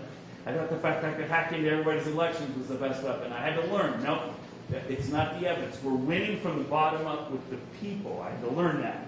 We need to fight the First Amendment war so it doesn't become a Second Amendment war. And I think we're headed towards a Second Amendment war, guys. So let's fight the First Amendment war now as hard as we can so that is less so. And we need to use our First Amendment rights like weapons. And I can tell you stories, but I'm going to run out of time because I want to tell you one more story. This is right from me learning wisdom from around the country. We're the sovereigns. I already told you that. This is right from Urson. Urson's taught me so much too. We don't ask for permission. When you go to your county ROV, you don't go to them and say, "Oh, pretty please, can we get rid of these systems?" You go to your ROV and you say, "Excuse me, I'm being disenfranchised from my constitutional rights. This system is unconstitutional. You're legally responsible for this. We're going to hold you legally accountable for every one of these cases of fraud, for every one of these dirty voter roll things that's not in compliance with state and federal law. We're holding you accountable. You no longer have permission to use this. We are the ones who give you permission." I love that from Urson. He's right. The problem is we're upside down. We're not used to thinking that way. When it comes to Antifa, if Antifa comes to town, we want to call the sheriff. That's wrong. If Antifa comes to town, you grab your rifle. You call your neighbors. You meet Antifa in the street. You defend yourselves. This is Coeur d'Alene, Idaho, where they did exactly that. And I've been in 18 counties now where this exact thing has happened. And in every single case, there wasn't a single bullet fired. Antifa just got back in the vans and drove on to the next place. This is you being the government. They didn't call the government for help. My point is, what do you do when there's a problem with your election? You go run to the government. What's wrong with you? You are the government. When Antifa comes to town, you defend yourselves. When you have a problem with your elections, fix it yourself. You're the government. It's a whole mindset shift. But we're trained into this compliant mode. Stop being compliant. Defend yourselves. You are the government. And I like what Sam Adams says. He says, it doesn't take a majority to prevail, just an irate, tireless minority, keen on setting brush fires of freedom in the minds of men. When it comes to the Second Amendment, the government says we have to turn in our guns. What do we say? Pound the sand, baby. Come and take them, right? But when they demand our ballots, we turn them over without a fight. What's wrong with us? Our ballots are how we defend our gun rights. Our ballots are how we defend our children. And yet we're just giving those up. We have to change the way we think about this. We don't give them back control. We're going to take control away. We take control away by showing that the system is unconstitutional and depriving of our constitutional rights. It's your constitutional duty to defend your constitutional voice and your neighbor's voice. I'll just finish with this story, and thanks for being patient with me. I'm having a good time. So I was at this little tavern up in northern Wisconsin a while back, and at the end of my talk, people were lined up to take selfies and ask questions and things. This beautiful old couple comes up to me, and the lady puts her hand on my shoulder, husband puts his hand on my shoulder, and she says, "Dr. Frank, we want to pray for you." I said, "Oh, that's great, please do." So she started praying. Little did I know this lady was a loud prayer. She started really getting going and working it up, big loud prayer. And so everybody in the tavern stopped talking. because everybody's listening, right? And so people began to come up to the front, and like there were 30 people with laying hands on me. It was awesome. It was like a prayer meeting, like a revival. It was awesome. I loved every second of it. And she was all worked up, and she was wrapping up her prayer, and she says, "Hey, thank you, Lord, for giving us Dr. Reagan that he's fighting the evil Goliath of election corruption and government corruption. Hey, Lord, we just thank you for giving him such a big slingshot to fight Goliath with it. Hey, Lord, we just pray that you give him really big stones." That's what she said. And so, I told this story in Michigan about a couple months ago, and she was in the audience. She goes, "Yeah, that was me." But it made me think about a whole new thing about this. I thought about the story in a whole new way. Do you remember when David went there? He didn't go there to fight Goliath. He went there to visit his brothers and to bring them lunch and to bring back news to his fathers, right? That's what he was there for. So he goes to his brothers and he says, "There's this guy out in the field insulting our God and insulting our nation. Get out there and take care of business." Do you remember what his brothers said to him? "Who are you? Go back to the sheep. Comply." The problem was not Goliath. The problem was the children of Israel were hiding in the hills. Yeah. Our problem is not our election system. It's the Goliath we're facing. But the problem is we're hiding in the hills. We got to find our stones. We got to step up. We got to fight this battle. And I know it's scary. I'm out here every day. It's scary. We're fighting for our lives here. This is our very life of our country. You know, and you think about it, it's us against the government. You know, it feels very intimidating. Jefferson said, when the people are afraid of the government, that's tyranny. When the government is afraid of the people, that's liberty. And, you know, I like what Patrick Byrne said. He said the only reason the Besmanoff Revolution isn't successful is because we have so many guns. Get them out, baby. Start wearing them. We need to overtly use our constitutional rights so we don't lose them. And overtly use your right to vote. Interesting. See where I'm going with all this? Anyway, I know that that's scary, but we need to find our stones. We need to.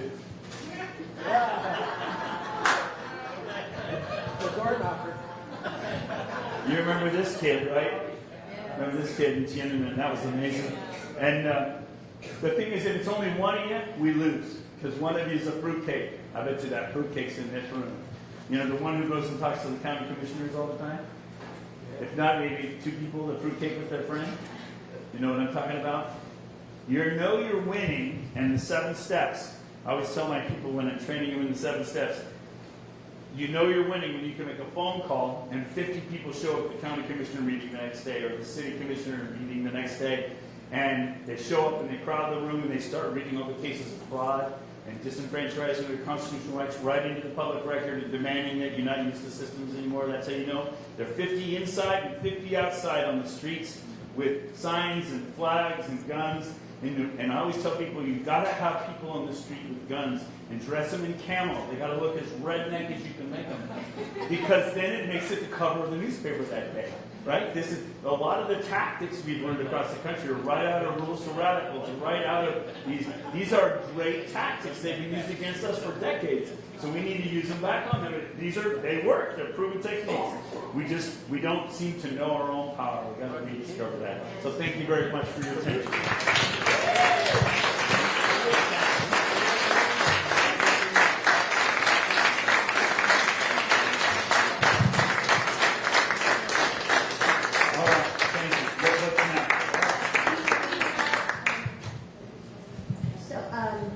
Brenda still here? She walked outside. Yeah, okay, if she comes back in, I just want to check on time because I want to be regardful to that. We have some time to take some questions. I know we can do at least 10 minutes. Maybe we can do more. So. Yes, sir. Yeah, as of 4 weeks ago, there were 7,874,000 bad entries in the California roll. I want to confirm that if the GOP, like every day they collect the voting, and the GOP has a way to find out who voted, right? Yes. Why can't they compare that to the known list of bad entries that catch them right there? Why aren't they? Well, I know why they aren't. We're arguing. I want to confirm they should be able to catch those bad Yes. votes. right there. Yes? And there's tremendous constitutional law holding ROVs accountable for participating in fraud, even if they didn't intend it. I just want to confirm that they could take that knowledge, apply it to the bad rules, and we could find them weeks before county. The reason they're not is because if you ask a county ROV, they'll say that is not their job. We've asked it, we've talked, we got to go behind it. You're wasting your time going to the But ROV. I want to confirm Yes. that they are good. Now, here's a rhetorical question which has a really important answer.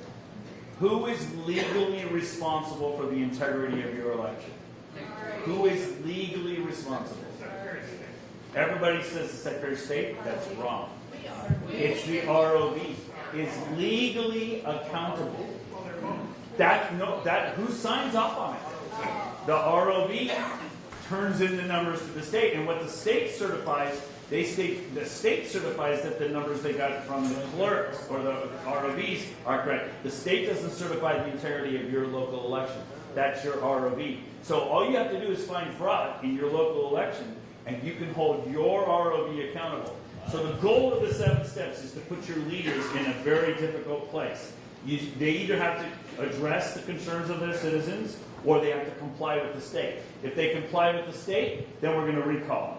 If they listen to the citizens, then you go take back control of your elections. And that's essentially what's happening in Huntington Beach. Yes. Well, the ROVs are small people. I mean, even if the Secretary of State, they're going to protect you. But 54 counties in California, Yes. those ROVs are not big, powerful people. No, and that's why it's easy to put them between a rock and a hard place. We got to be able to scare them. That's what you got to do. But you need the evidence to do that. What I'm saying is that That's what the 7 steps are all about. that's the evidence. We know the badness, and we know they came in, bam. Okay, so yes, I 100% agree with that, but that takes a lot of prep. You got to know the badness. You have to have teams prepared, and if you're expecting your ROV to do that, hell's going to freeze over. You have to start being the government. You have to do this work. You can't wait for them to do it, and I urge you to do what I think he's implying. You need to start right now, going through your roles and finding out who all the non-real voters are and who are the illegal. You already know you got 30% in there that don't belong there. Okay? Are you ready? Because every day the party can tell you who voted. And if you've already got the list of who you know isn't real, you can be every day. So you don't have to wait till after the fact to address the problem. That's what he's saying. And I 100% agree with that. It's a big job, but guess what? It's a war. Okay? Are you going to fight it like a war or not? Or are you just going to give the country away? Yes, ma'am. Yeah, I have Good question. sort of a different subject, but has anybody audited the U.S. Postal Service versus the U.S. Post Office? There are two entities running side by side there. Yeah. So, In multiple states, I've seen audits of that, yes. oh, you have? So Yeah, for example, in Milwaukee, we discovered that you're going to love this. We have a series of emails from the Milwaukee clerk to her colleagues, and we got it through FOIA. Wow. And she said we received 120,000 more ballots than we mailed out. And the way she figured that out was, she didn't figure it out, we figured it out because we looked at the mail bill. So we knew, we audited the postal records to discover that they had not mailed out the 120,000 of those ballots that they received in tally. I mean, we actually found the software they were using to do that cheat too. We put it all in testimony. Everybody thinks all we need is this piece of evidence and we have it. No, I have the software they were using to cheat, and guess who wrote the software? We even know that we have the email where they were developing the software. We have it all. There's CTCL in collaboration with 5 counties in Wisconsin. We have actual software. We have the source code. We turned it in. So everybody thinks you win with evidence. You don't win with evidence at the top. You need evidence at the bottom so that we're not just dismissed as wackadoodles. You need unassailable evidence, and then you build on that from the bottom up. So yes, and that's not the only place. We've done full audits in Nebraska.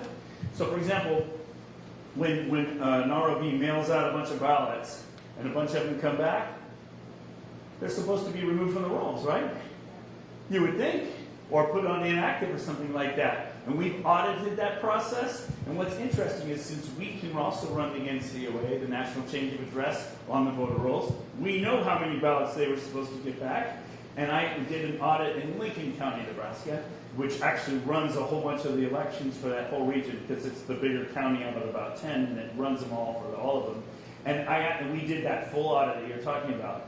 And we said, well, you're supposed to have gotten back this number of ballots, but they'd only gotten about 10% of those. And the clerk, they call them clerks there, the clerk admitted, yeah, we only got about 10% of them back. And so, where are the rest of them? They were not deliverable. The post office would have thrown them in the non-deliverable box. They wouldn't even try to deliver them. So where are those ballots? They have cash value, that's why. So let's say, I'm just making up an example, let's say you're the janitor cleaning at night and you see a box of non-deliverable ballots, they're each worth $45 a piece. What do? You grab a handful and drop them off at the NGO on the way home and you pay your rent. That's what you do.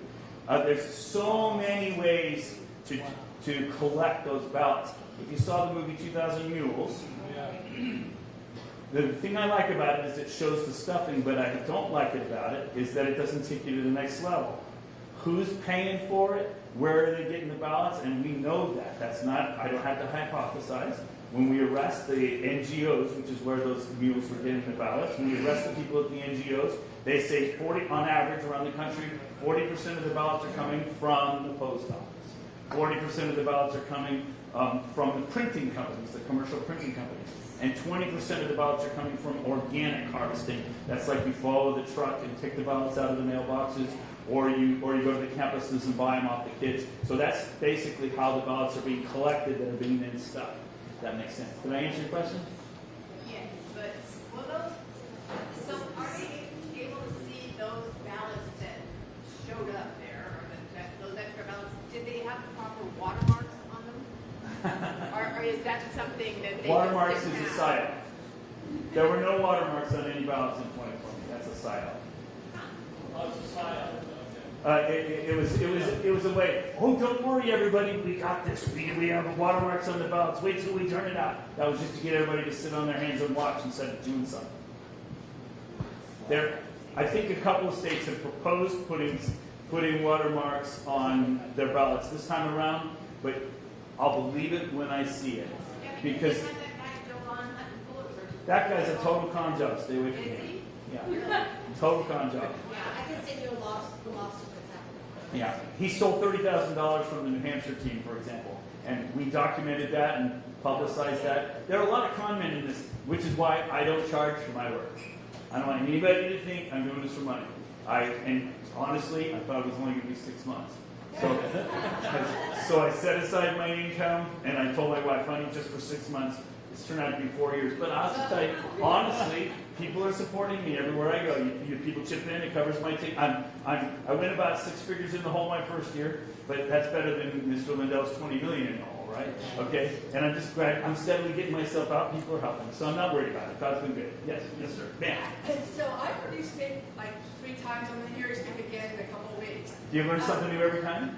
I know very complicated. So I'm telling people as you're speaking, I'm sending text saying, don't do mail-in ballots, don't do mail-in ballots, vote in person. Yes. Some people are asking me, well, if they can't vote in person, but can they take their ballot down to the RO? Yes. And one person is stating Trump is pushing to do the mail-in ballots early. Right. So there's a contradiction here. What is your response? Right. to And this? so, like, this gentleman wants to bank his vote. I respect that. Okay? What you need to do is take your ballot in person, hand it to the clerk, and say, check and see if a ballot's been cast in my name yet.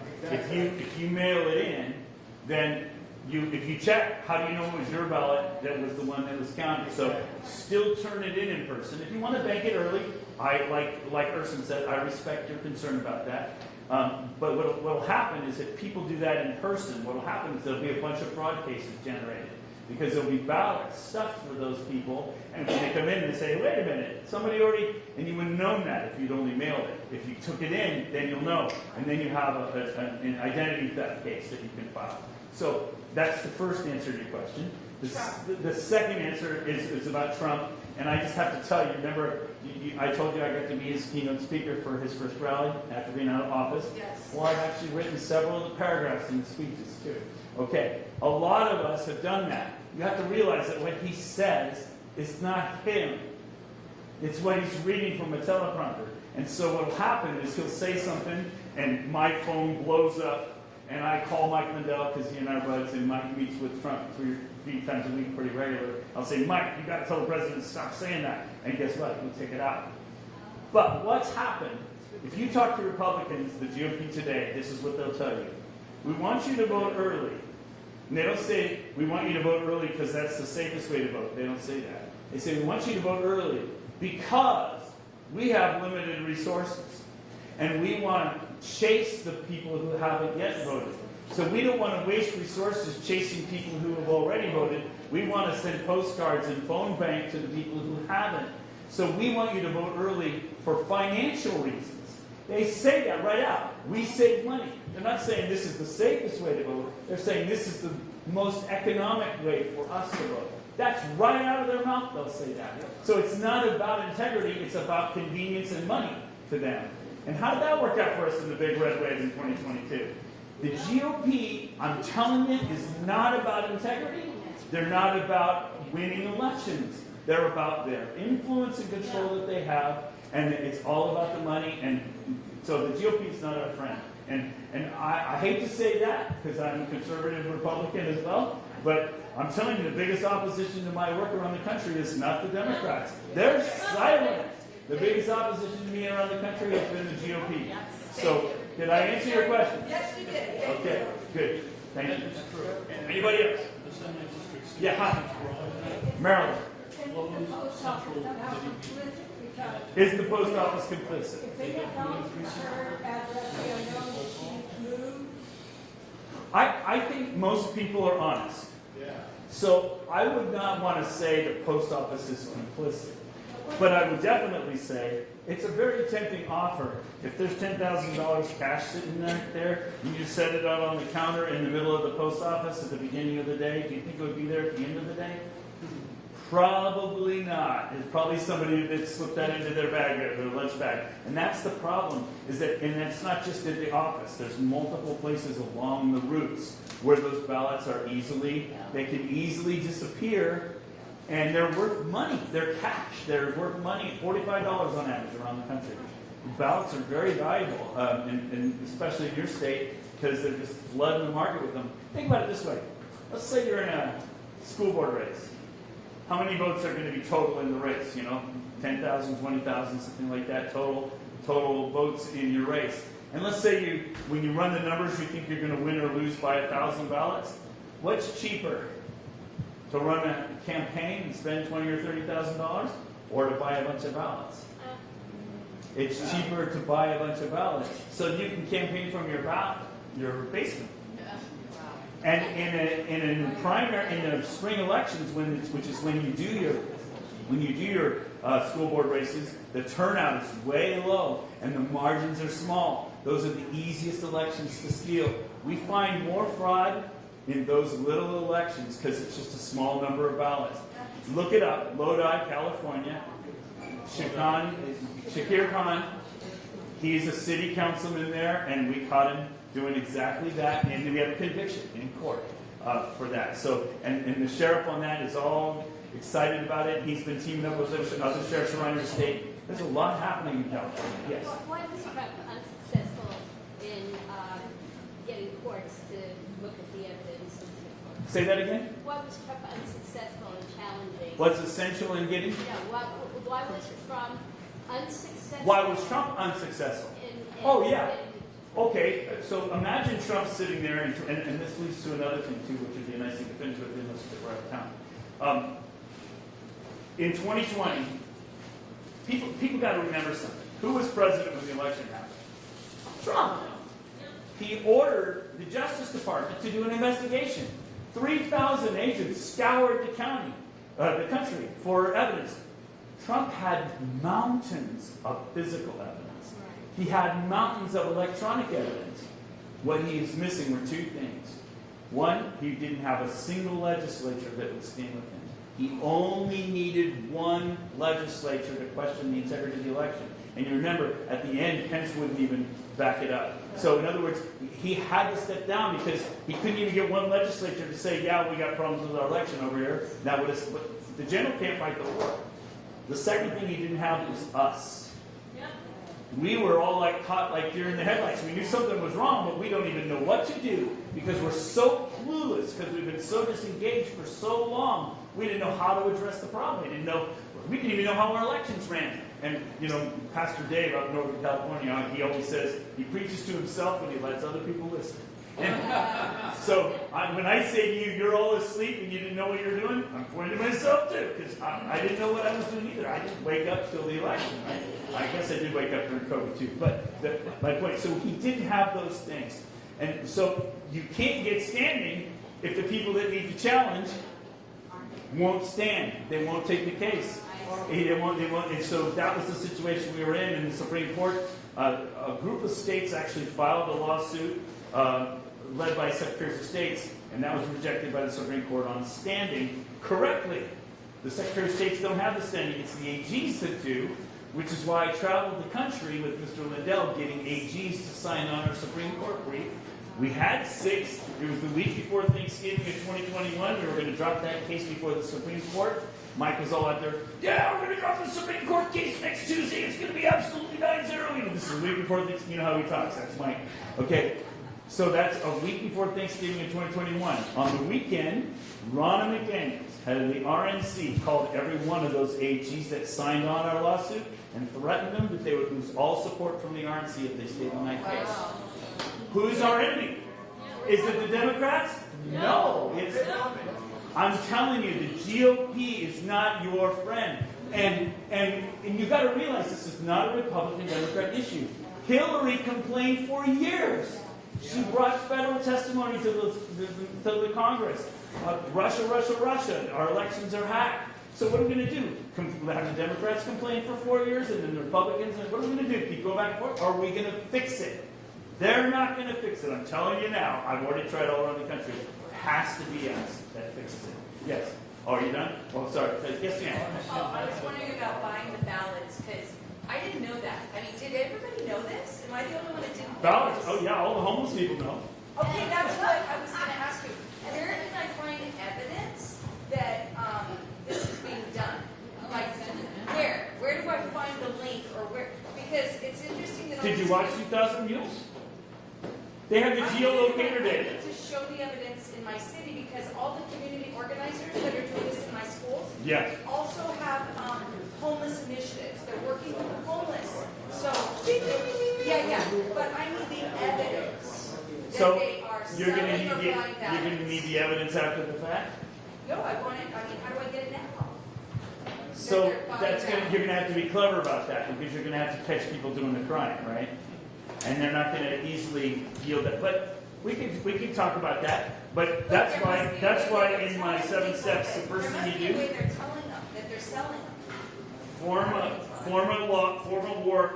In a war, you don't just pick up your guns and run at the enemy. In a war, you form a war council. And you make strategy, and you have snipers and logistics and generals and colonels and platoons, and you have research and intelligence. Form a team and let's investigate it. And if you want to catch that, let's set up a sting and make it happen. And I know I've seen that. I know I have several strategies you could try. I just don't want to go into it now. I don't have time. But the principle is a good one. But you're going to have to catch them in the act, and then you have to wait for the election to be happening to do that. Does it make sense? Right now, what's happening that you'd have to catch is they're going out and getting people to apply for absentee ballots and getting them registered early. That's what's happening now. And then they're going to come back later when the ballots arrive and give them money then. So all you have to do is look at the rolls and see who's been applying recently.